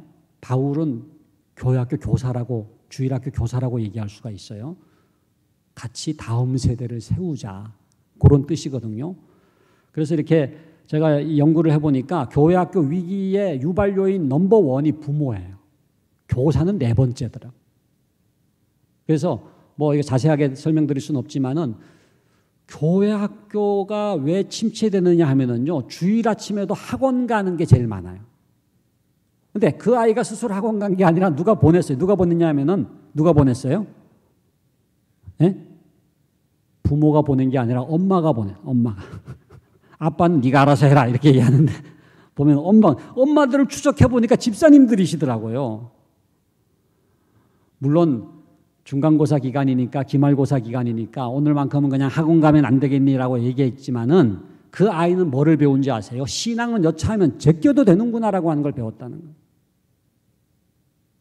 우선순위가 바뀌어지는 거예요. 여러분, 주일 아침에 학원 보내는 게요, 그냥 한번 잠깐 그게 아니에요. 그 아이에게는 우선순위가 바뀌어지는데 예배보다 더 중요한 게 있구나, 하나님보다 더 중요한 게 있구나, 신앙보다 더 중요한 게 있구나라고 하는 것을 배우면은요, 그 아이는 언제든지 신앙에서부터 떠나갈 준비가 돼버린 거예요. 예, 그래서 요거를 설명드리고 마치도록 하겠습니다. 요 그림이 굉장히 중요해요. 신앙이 태도를 변화시키고 태도가 학업까지 변화시켜요. 요게 여호와를 경외하는 것이 지식의 근본이거늘이라고 하는 말씀 속에 담겨져 있는 흐름이에요. 여호와를 경외하잖아요. 그러면 여호와 경외가 가만히 있는 게 아니에요. 뭘 자꾸 변화시키는데 뭐를 변화시키느냐 하면 태도를 변화시켜요. 여호와를 경외하면은요, 충성스러움이 생겨요. 책임감이 생겨요. 사람을 의식하는 게 아니라 아무도 없어도 하나님 앞에 있다고 생각하기 때문에 최선을 다해요. 인내할 수 있어요. 성령의 9가지 열매가 바로 그거죠. 그러면은요, 그 태도가 가만히 있는 게 아니라 학업까지 변화시켜요.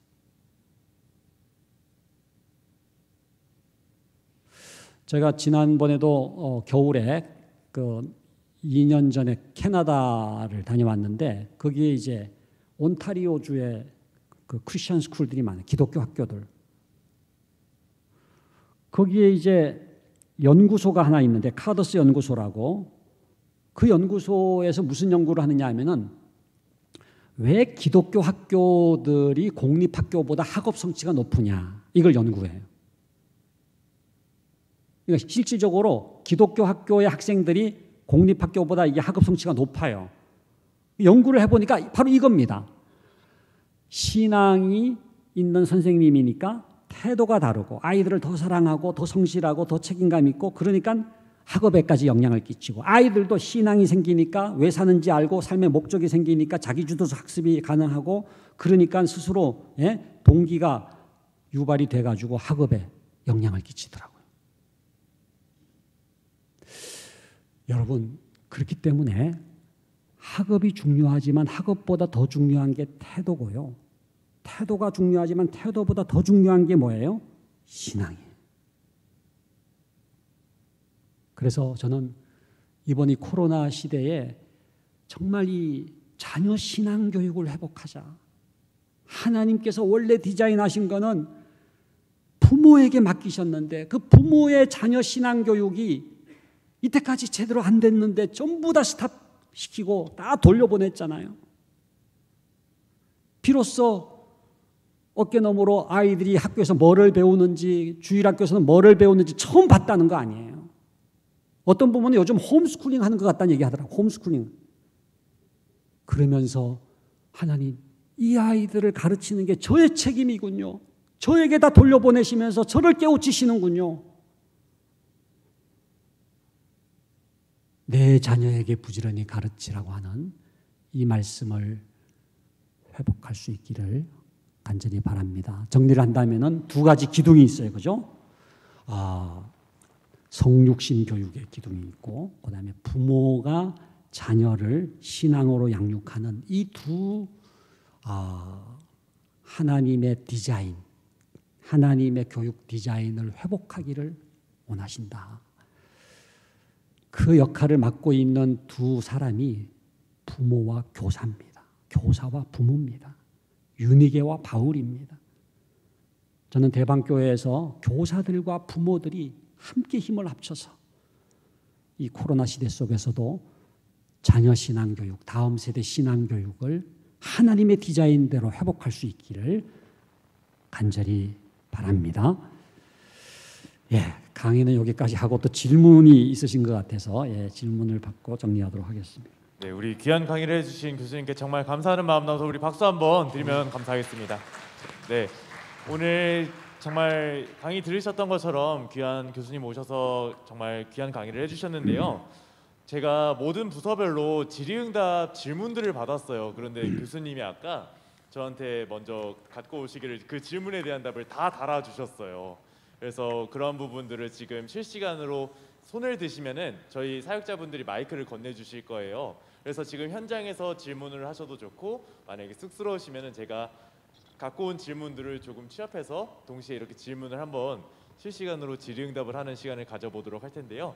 이 시간부터는 자유롭게 질문이 있으시다면은 손을 거수해 주셔서 저 질문하고 싶어요. 이렇게 표시를 해주시면 감사하겠습니다.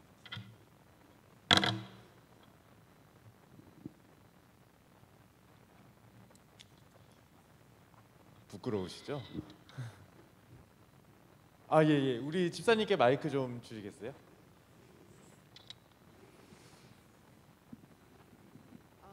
저는 지금 아이들이 5살이거든요. 그래서 정철 영어 성경 말씀 영어로 완송하기를 집에서 홈스쿨을 2월부터 시키고 있는데 그게 이제 제가 7년 전에 하나님을 만나고서 그 정철 영어 성경학교 제가 그 설명회를 갔다 왔었어요. 그래서 그거를 좀 저희 이제 아이들이 5살이 됐으니까 이제 유대인들도 5살 때부터 모세오경을 암송시키거든요. 그래서 저는 암송이 되게 중요하다고 생각을 했거든요. 그래서 교수님은 어떻게 생각하시는지? 예, 좋게 생각하죠. 근데 지금 중요한 말씀하셨는데요. 이제 뭐 영어로 하는 것도 도움은 되겠지만 저는 우선 이제 모국어를 확실하게 먼저 하는 게 중요하다라고 생각하는 입장이거든요. 근데 굉장히 중요한 게 성경 암송입니다. 그러니까 사실 여러분들 디모데후서 3장 15절에 보면은 아까 제가 유니게를 얘기했는데 유니게의 자녀 교육에서 제일 중요한 게 뭐냐면은 이게 성경을 가르치는 거예요.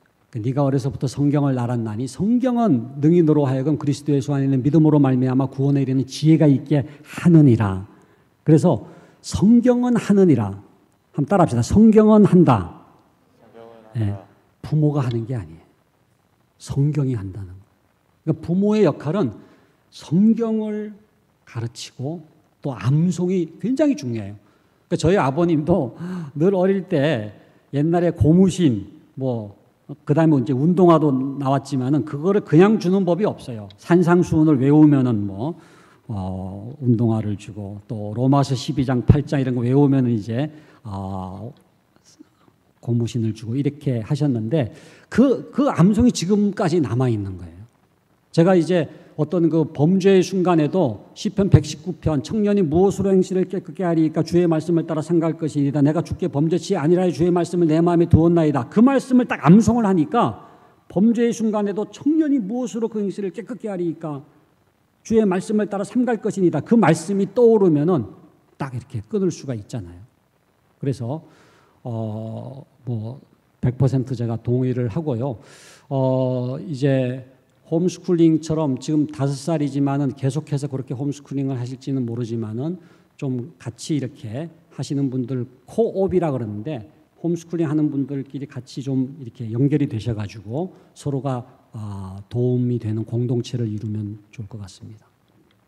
네, 귀한 답변 감사드립니다. 질문해 주셔서 감사드립니다. 또 이렇게 질문해 주시면은 감사하겠습니다. 제가 교수님께 질문 한 가지 드리고 싶은데요. 저도 이제 기독교 교육을 배우는 학도로서 이제 제가 좀 고민점이 하나 있습니다. 그게 무엇이냐면은 이제 저희가 일반 은총 안에 살아가기 때문에 일반 교육의 영역에 있어도 하나님의 자녀들로서 이 세상을 능히 감당하면서 살아가는 것도 충분하지만 이제 저희 이 사회를 보면 대한 교육 운동들이 많이 있지 않습니까? 그래서 제가 지금 유년부를 맡고 있긴 한데 유년부 이제 선생님들이나 부모님들 중에서도 우리의 자녀들은 이제 일반 공교육이 아니라 대안교육을 보내야 되는 것이 아닐까 고민을 하시는 분들이 많으세요. 근데 사실 제가 그때 어떻게 뾰족한 답변을 드리기도 애매하고 또 그렇다고 해서 대안교육의 현장에 있는 부모님들의 이야기를 들어보자면은 대안교육은 일반 공교육보다 너무나 많은 등록금을 요구하기 때문에 경제적인 부담도 너무나 많이 있어서 어떻게 보면은 기독교 교육계의 스카이캐슬이 아닌가라는 좀 이야기를 듣기도 했는데 좀 이런 부분에 대해서 어떠한 고민과 어떻게 생각과 진로를 해야 될지 궁금합니다. 제가 아주 깔끔하게 제가 대답을 드릴게요. 기독교 대안학교를 보내느냐 안 보내느냐보다 중요한 게 뭐냐 하면은요. 일관성 있는 교육이 이루어져야 된다는 거예요.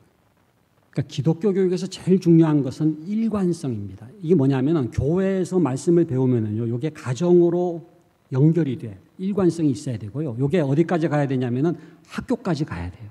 그러니까 학교에서 배우는 내용이 신앙하고 연결이 돼야 돼요.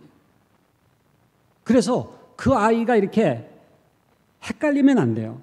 학교에서 배운 게 교회에서 배운 것하고 너무 틀려. 처음에는 그냥 이상해 해가지고 고개를 갸우뚱하지만 이게 점점 간격이 커지면은 어떻게 되냐면은 의심이 쌓이고 결국은 신앙을 떠나게 되거든요. 그래서 기독교 대안학교나 기독교 학교가 왜 필요하냐 하면은 그 아이들의 학교 교육도 기독교적 가치관의 일관성 속에서 가르칠 수가 있기 때문에 그렇거든요. 그런데 뭐 재정적인 이유도 있고 또 주위에 기독교 대안학교도 없고 크리스천 스쿨도 없는 경우에는 공립학교를 다녀야 되죠. 그러나 부모에게는 그 아이가 공립학교를 다닌다고 할 때 학교에서 어떤 가치관으로 영향을 받고 있는지에 대해서 관심을 가져야 돼요. 그래서 가정에서라도 또 교회에서라도 꼭 기독교 학교를 다니지 않더라도 그 아이가 학교에서 배우는 내용과 이 신앙과 연결이 될 수 있도록 교육해야 될 책임은 부모에게 있는 거예요. 그러니까 그런 점에서 뭐 기독교 대안학교냐 아니냐, 뭐 홈스쿨이냐 아니냐의 문제가 아니라 어떤 학교를 다니든지 간에 그 아이가 기독교적 가치관으로 하나님의 사람으로 세워져서 하나님 나라의 일꾼으로 파송되는 일을 부모가 맡았기 때문에 그냥 뭐 공부만 잘하면 된다가 아니라 하나님 나라의 일꾼으로 양육해야 될 책임, 이 책임이 부모에게 있다는 생각을 갖는다면은 일종의 그 부모에게 이렇게 그 자녀 인간상이 생기는 거예요. 아, 이런 하나님의 사람으로 키워야 되겠다라고 한다면은 교회, 가정, 학교 할 것 없이 전부 다 부모가 관심을 갖고 이제 일관성 있는 교육이 이루어지도록 해야 될 책임이 있는 거죠. 귀한 답변 감사드립니다. 네, 계속해서 질문해 주시면 좋겠는데요. 지금 저희 이 자리에 공교육 교사 선생님들도 계시고 그래서 이런 부분을 그리고 질문을 제가 다 적어 왔는데 여기 계신 분들이 분명히 다 질문을 보내주셨는데 부끄러우신가요? 아니면 네 먼저 우리 주사님 한번 질문 한번 받아보고 네. 손 다시 한 번만 들어주세요. 네. 다음번에 하겠습니다. 네. 오늘 강의를 들으면서 느낀 것이 교수님께 말씀하신 거예요. 긍휼히 여기는 마음이 굉장히 중요하다는 것을 저도 알고 있습니다. 그런데 저도 성경고사도 많이 다니보고 학생들을 가르치고 이렇게 보면 제가 느끼는 점은 아이들이 지금 전도를 해보면 죄라는 건 몰라요. 죄를 지었다고 하는 학생들이 없어요. 제가 전도해본 결과는 나는 부모님 말씀에 순종하고 친구들과 좋은 이야기하고 좋은 말하고 나쁜 이야기도 안 하고 욕도 안 하고 부모의 말씀에 100% 들었다. 그렇게 나는 의인이기 때문에 나는 예수님이 필요 없다. 이런 부분을 제가 많이 느끼거든요. 그러니까 제가 어느 책을 읽어보니까 그 애국에서 교육자가 기독교 교육을 전공한 분이 책을 적었는데 주일학교가 부흥 안 되는 원인은 주일학생이 회개가 없다는 이야기예요. 저는 그거는 전적으로 공감을 합니다. 그리고 저희들이 이렇게 학생들을 가르치고 뭐 이렇게 해보면은 말씀은 가르치는데 적용이 안 되는 것 같아요. 이 말씀을 볼 때 너는 이 말씀을 보고 너는 어떻게 생각하느냐 하는 그런 적용 부분이 미약한 부분들이 많지 않나 이렇게 보고요. 첫째, 주일학교가 살려면 저는 느낌이 교사가 신뢰를 얻어야 된다는 겁니다. 저 선생님이라면은 내 자녀를 맡기도 충분한 교사냐 하는 그런 거를 많이 보는 것 같아요. 부모들이 실제로 말은 안 해도요. 신앙을 가져도 신학기가 되고 학년이 올라가면 부모들이 보통 보면은 기도하는 부분을 보면은 하나님 우리 자녀 좋은 교사 만나게 해주세요. 그런 기도를 많이 하는 것을 제가 보거든요. 그러니까 교사는 일단 신뢰를 얻어야 된다. 그러니까 교사는 아이들도 마찬가지고 아이들이 학교 가면 공부도 못하고 예? 제대로 머리도 안 감고 뭐 질문도 안 하고 뭐 이렇게 다닌단 말이에요. 그런데 교회 선생님은 교회 가면은 자기가 최고로 인정해 주니까 과연 그 아이가 누구를 신뢰하겠느냐 이거죠. 교회 가고 싶죠. 그럼 저는 항상 교사들한테 이야기가 교사는 부모를 만나면은 칭찬을 많이 해주라. 그 애가 비록 교회 와서 말씀 꾸리고 말을 안 듣더라도 최고입니다. 아이고 부모님 이 애를 키워나면 최고 될 겁니다. 그래 하면은 그 부모가 내 자식이 교회 가니까 변화되고 저렇게 인정하는데 어느 부모가 교회를 안 보내겠나 하는 그런 생각이 들어요. 예.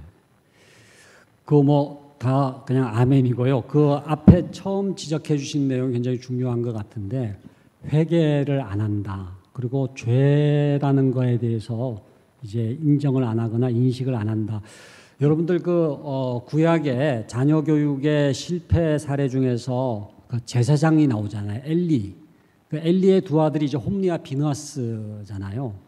그 이제 문제가 바로 그겁니다. 그러니까 홈리와 비느하스의 자녀 교육, 그 엘리의 자녀로서 홈리와 비느하스의 실패가 뭐냐 하면은 그게 죄인지 아닌지에 대해서 관심이 없는 거예요. 그래서 엘리의 자녀 교육의 실패는 말하자면은 기준을 세우지 못한 겁니다. 그게 이제 제가 이렇게 분석을 해보면은 제일 중요한 시기가 사실은 2살에서 초등학교 들어가기 전까지예요.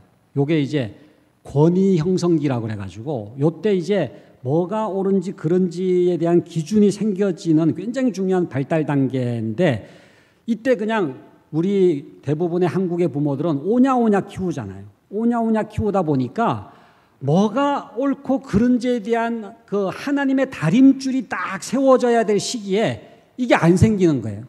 그러니까 그냥 소위 그 천상천하 유아독존처럼 자아가 팽창돼 가지고 자기 마음대로 그냥 자기 멋대로 하려고 하는 그런 아이가 돼버리면은 요게 이제 지금 말씀하신 것처럼 이게 하나님 보시기에 죄일까 아닐까라고 하는 어떤 그 기준 자체가 생겨지지 않았기 때문에 소위 그런 그 상대주의에 빠지게 되는 그런 이제 안타까움이 있는 거죠. 그래서 저는 이 이제 가정 예배도 말씀드렸고 여호와 경외 교육 말씀드렸지만 제일 중요한 게 뭐냐면은 하나님의 말씀의 기준이 딱 세워지면은요. 뭐가 하나님이 기쁘시게 하는 것이고 아닌 것인가를 구분하는 거 이것이 이제 형성될 수 있다는 거 이게 제일 중요한 교육이다. 그러니까 그런 점에서 다시 한번 그 중요성을 말씀해 주신 것 같습니다. 네, 감사합니다. 우리 노태현 장로님께 마이크. 예, 목사님께서 앞에서 말씀을 다 해주셔서 질문할 게 많이 없지만은 저는 좀 확대해서 질문을 좀 드리고 싶네요. 주제가 뭐냐면 공동체에 대해서 좀 질문을 드리고 싶습니다. 지금 비대면으로 이제 예배가 이루어지다 보니까 신앙 공동체라든지 교회 공동체에 대한 약화가 심히 염려되는 부분이 많이 있습니다. 특히 우리 학생들뿐만 아니라 젊은 세대들이 이 비대면 속에서 굳이 교회에 가서 예배 드릴 필요가 있나? 지금 매스컴이나 여러 가지 영상을 통해서 충분히 예배 드릴 수 있는데 그러다 보면 교회에 모여서 말씀 속에 서로 함께 서로 돕고 봉사하는 이런 부분들이 너무나 약화되지 않나 이런 걱정이 많이 되는 상황이 있습니다. 그래서 이런 부분을 어떻게 대처해야 될지 고민되는 부분인데 목사님께서 좀 답을 부탁드리겠습니다. 예. 그 아주 워낙 중요한 이제 이슈이기 때문에요. 근데 저는 일단 특히 이제 30대, 40대가 지금 제일 교회 지금 잘 안 옵니다. 어느 교회나 보면은 50대 이상들은 그래도 아무리 확진자 수가 많아져도 어떻게든지 교회 예배 드릴 수만 있으면 이제 오려고 하는데 30대, 40대 그리고 이제 젊은이들이 오지를 않는데 저는 그분들이 오지 않는 이유도 있다고 봐요. 그거는 이제 이 소위 그 사회에서 너무 이렇게 교회가 방역 수칙을 제대로 안 지키면서 자꾸 뉴스에 오르내리는 것 자체에 대해서 또 부담이 있고 또 심지어는 어떤 직장들은 교회에 못 가게 하는 직장도 있더라고요. 이제 감염이 된다 이렇게 생각을 해가지고. 근데 제가 이렇게 지난주에도 통계 자료를 보니까 예배를 통해서 감염되는 거는 거의 없어요. 주로 끝나고 무슨 소모임이나 식사 모임이나 이런 거죠. 그러니까 그렇기 때문에 우선 정보를 교회가 잘 안전하다고 하는 것에 대해서는 좀 알려줘야 될 것 같고요. 그리고 지금 현재 나오지 않는다고 하더라도 그분들에 대해서 계속적인 아까 제가 말씀드린 인격적인 관계를 맺으면서 관심을 갖고 어떻게든지 온라인 상에서라도 공동체의 끈을 놓치지 않을 수 있도록 하는 그런 이제 노력이 같이 양면으로 기울어져야 되겠다. 그래서 점점 오프라인 중심으로 가야 될 거고, 그러니까 그 점에서는 주일학교도 그렇지만 전체 예배를 조금 더 오프라인으로 드릴 수 있는 방향으로 가되 온라인으로 남아있는 분들에게는 계속해서 온라인으로라도 소속감을 줄 수 있는 그런 노력을 병행을 한다면은 우리나라도 뭐 11월 달 뭐 집단 감염 집단 면역 얘기를 합니다만은 언젠지 정확하게 모르지만은 다 같이 다시 우리 대방교회도 온 성도들이 모여서 공동체를 확인할 수 있는 날이 속히 오지 않을까 그렇게 기대를 합니다. 예. 네, 감사합니다. 조금만 몇 가지 질문만 더 드리면 좋을 것 같은데 하재 선생님이신가요? 네, 네 하재 선생님 손 들어주셨는데 마이크 주세요. 네, 우리 청년 선생님께서 처음 질문해 주셨습니다. 대방교회는 이런 교회입니다. 감사합니다. 아까 전에 교수님께서 표현해 주시고 일관성 있는 가르침을 해야 된다고 주장해 주셨는데 그렇게 일관성 있는 한 방향의 교육을 받고 자라난 아이들이 과연 이후에 이제 다른 가치관을 이제 겪어온 아이들과 이제 이렇게 지내다 보면은 과연 잘 교류할 수 있을까라는 생각이 들어서 이렇게 질문합니다. 그렇게 되면은 결국에 나이를 먹고 혼란이 또 이제 불가피하다고 생각을 하거든요. 그래서 이후에 청년이 돼서 혼란을 겪어서 더 힘들 바에는 먼저 이제 어렸을 때 교육받았을 때 미리 좀 다양한 방면과 좀 그런 양면성을 좀 이렇게 교육하는 게 맞지 않나 이제 생각이 들어서 질문합니다. 예, 아주 중요한 또 질문을 해주셨고 아주 솔직한 또 질문이신 것 같아요. 근데 일관성과 획일성은 다른 것 같아요. 그러니까 일관성이 있다고 하는 것과 획일적이다라고 하는 것을 이제 구별을 하면 좋을 것 같은데, 그러니까 일관성 있는 기독교적 가치관이더라도 이게 오픈니스가 있어야 되겠죠. 열려 개방적이고 그래서 좀 더 많은 그러니까 안 믿는 사람들과 얼마든지 소통을 하고 믿는 사람들끼리만 있는 게 아니라 열려 있어야 되는데 이게 일관성 있는 거를 추구하다 보니까 획일적인 게 되거나 그냥 끼리끼리만으로 되면은 그거는 지금 말씀하신 것처럼 온실 교육을 받은 것처럼 마치 그냥 기독교 대안학교만 쭉 다니는데 만약 그런 식의 온실 교육만 받은 경우는 또 기독교 대안대학교 그다음에 또 기독교 직장 뭐 해가지고 그다음에 뭐 기독교 빵집에 가서 뭐 기독교 시장만 들려가지고 뭐 그렇게 살 수는 없는 거기 때문에 중요한 거는 그러나 일관성이 없고 기독교적 가치관의 기초가 없으면은요 기준이 없는 거예요. 계속 방황하는 거예요. 자기 삶의 어떤 중심을 잡지를 못하는 거죠. 그러니까 그런 점에서 우리가 크리스찬이라고 하는 정체성과 기독교적 가치관이라고 하는 확고한 기초를 갖되 그러나 하나님의 나라라고 하는 게 뭡니까? 이게 소통을 해야 되잖아요. 열려 있어야 되고 또 안 믿는 사람들에게 전도도 하고 복음을 전하고 정치, 경제, 사회, 문화, 예술, 교육 모든 영역 속으로 들어가서 변화를 일으키는 것이 하나님 나라기 때문에 그런 점에서는 이제 열려 있을 수 있다면은 획일적인 오류로 빠지지 않을 수가 있지 않겠는가 생각을 합니다. 이런 답변 감사드립니다. 네, 그리고 또 질문이 여러 가지가 있는데 제가 좀 꼽아서 2가지만 더 질문 드리고 마무리하고 싶은데요. 저희 이 질문은 영아부, 유치부, 유년부 부모님들이 많이 보내주신 것 같아요. 어떤 부모님께서 이런 질문을 보내주셨습니다. 디지털 세대로 태어나는 요즘의 자녀들에게 이제 휴대폰과 같은 매스미디어는 생활 그 자체가 되어버렸다고 하는데요. 그리고 미디어 중독 연령이 점차 낮아지고 있다고 합니다. 그래서 저희 부모님들의 심정은 이런 미디어를 접촉할 수 있는 시기를 최대한 늦추고 싶은데 이 코로나19의 상황 속에서 예배를 드릴 때에도 TV나 스마트폰이나 이런 것들을 접촉시키게 할 수밖에 없는데 이런 부분에서 어떻게 하면은 올바른 미디어 환경을 제공할 수 있을까라는 고민을 부모님들께서 많이 하시는 것 같아요. 그래서 이 부분에 대해서 답변. 그러니까 지금 그 중요한 질문입니다, 사실은. 근데 디지털 또 미디어 이런 것을 이제는 커뮤니케이션의 하나의 그 소통 수단으로 봐야 돼요.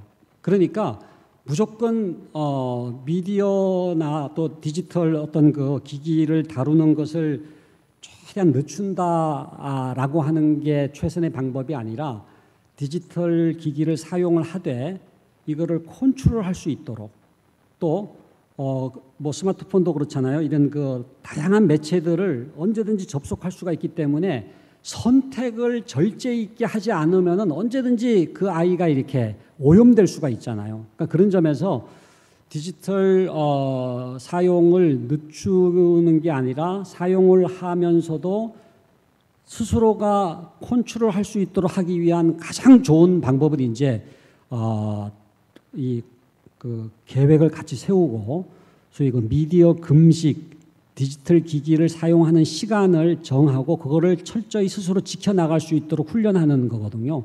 그러니까 그런 점에서 부모가 같이 함께 자녀와 그 디지털 기기 예를 들어서 뭐 컴퓨터 게임도 마찬가지입니다. 그거를 할 수 있는 시간을 정하고 그 다음에 내용에 대해서도 같이 비평을 할 수 있는 그래서 부모가 함께 같은 뭐 TV도 마찬가지고 그다음에 미디어 프로그램을 같이 시청을 하면서 어떤 미디어에 대해서 어떤 관점으로 비판할 수 있는지 이것에 대해서 같이 훈련을 꾸준히 해나가면은 그 아이가 스스로 취사 선택할 수 있는 이제 능력이 생기는 거거든요. 근데 계속 이렇게 억제하면은 그 아이들이 몰래 하면서 결국은 오히려 더 그 오염이 되고 비기독교적 가치관에 이제 영향을 받을 수 있기 때문에 그 점에서는 우리 교회 차원에서도 좀 미디어 교육이 필요하고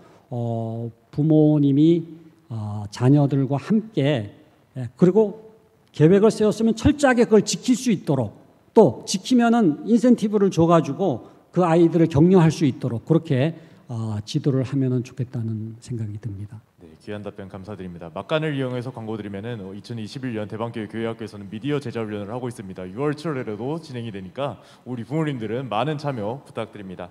마지막으로 질문 드리고 싶은 것이 있습니다. 이 부분은 오늘 여기 참여하신 좀 이쪽 분단 말고 이쪽 분단의 부모님들에게 해당이 되는 질문 같은데요. 어떤 부모님께서 이런 질문을 보내주셨는데 나이를 밝히면은 그 집사님이신지 권사님이신지가 어떤 분이신지 드러나기 때문에 나이는 숨기겠습니다. 제가 질문을 읽어드리면은요. 독립전 직장을 다니고 있는 장성한 자녀를 두고 있습니다. 그런데 이 자녀가 퇴근하고 들어와서 자기 방에 들어가 버려서 가족 간의 대화가 단절이 되었습니다. 식사도 대부분 밖에서 하고 대화할 시간은 더욱 없습니다. 독립전에 이 장성한 자녀와 어떻게 하면 좀 교제할 수 있을까요? 그리고 또 이뿐만이 아니라 사춘기 자녀를 둔 부모님들도 동일할 것 같아요. 지금 우리 여기 계신 분들 좀 눈빛이 환해지시는데 이런 부분에 대해서 좀 이렇게 장성한 자녀들과 사춘기 자녀들 어떻게 대해야 할지.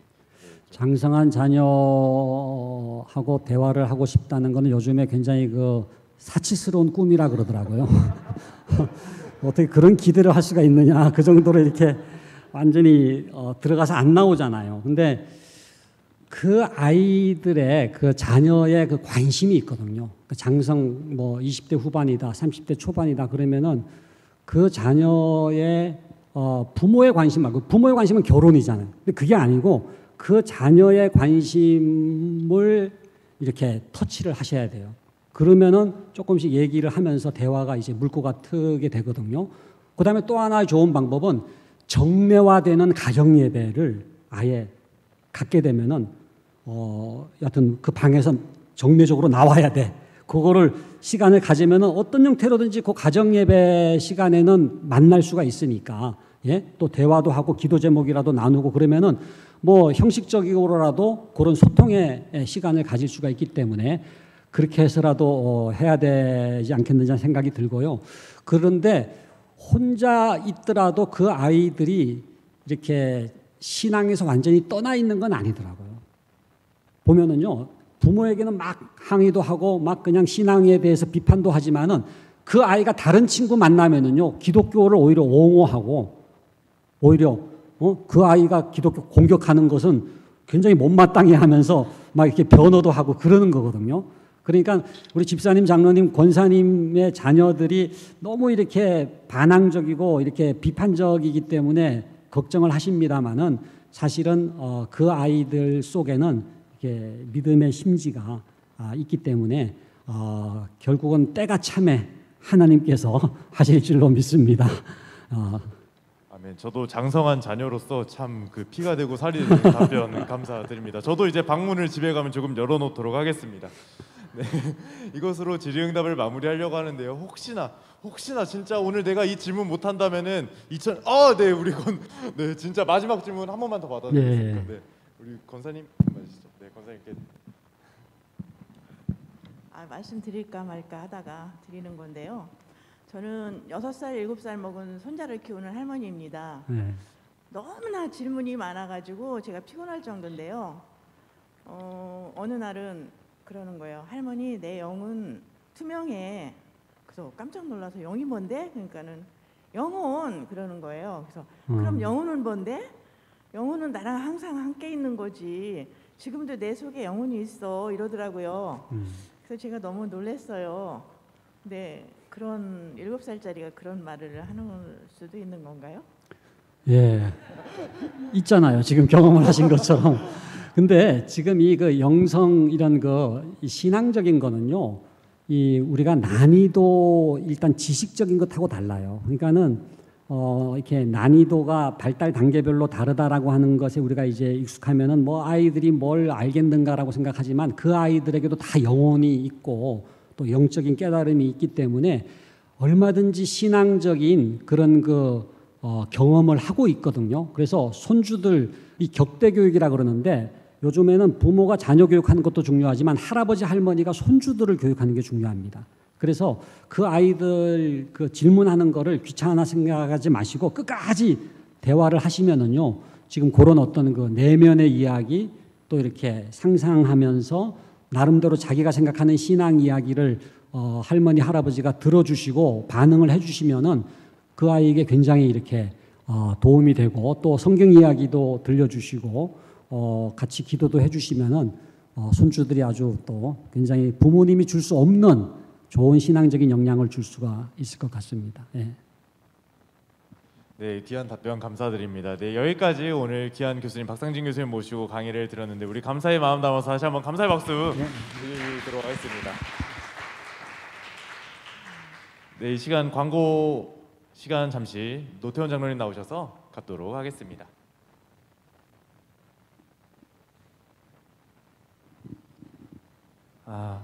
먼저 귀한 시간을 내주셔서 강의해 주신 우리 박상진 교수님께 감사를 드립니다. 그리고 또 어려운 환경 속에 있는데도 우리 부모님들 또 우리 교사 스님들 시간을 내셔서 어린 영혼들을 생각하는 사랑하는 마음으로 이 자리에 많이 참석해 주셔서 감사합니다. 오늘 우리 교수님을 통해서 우리가 강의를 들은 내용 중에 우리 불쌍히 어린 영혼들을 불쌍히 여기는 마음으로 계속해서 제가 이거 한 가지 예를 들면 이 코로나 사태가 끝나고 나면은 우리 주일학교 인원이 한 20%는 준다는 그런 예측되는 통계가 나와 있는 경우도 있습니다. 그렇기 때문에 우리 물론 다른 데도 그래야 되겠지만 우리 대변교회만은 그런 일이 벌어지지 않도록 우리 선생님들이 더욱더 열정적으로 우리 어린 영혼들을 불쌍히 여기는 마음으로 우리 교육에 임해 주시면 감사하겠습니다. 이상으로 마치면 되나요? 네? 네, 감사합니다. 우리 오늘 귀한 시간 우리 주님 가르쳐 주신 주기도문으로 우리 다 함께 마무리하도록 하겠습니다. 그러므로 너희는 이렇게 기도하라. 하늘에 계신 우리 아버지여, 이름이 거룩히 여김을 받으시오며 나라가 임하옵시며 뜻이 하늘에서 이룬 것 같이 땅에서도 이루어지이다. 오늘날 우리에게 일용할 양식을 주옵시옵고 우리가 우리에게 죄진 자를 사하여 준 것 같이 우리 죄를 사하여 주옵시고 우리를 시험에 들게 하지 마옵시고 다만 악에서 구하옵소서. 대개 나라와 권세와 영광이 아버지께 영원히 있사옵나이다. 아멘. 네, 감사합니다. 오늘 와주셔서 감사드립니다. 교수님 감사드립니다. 네.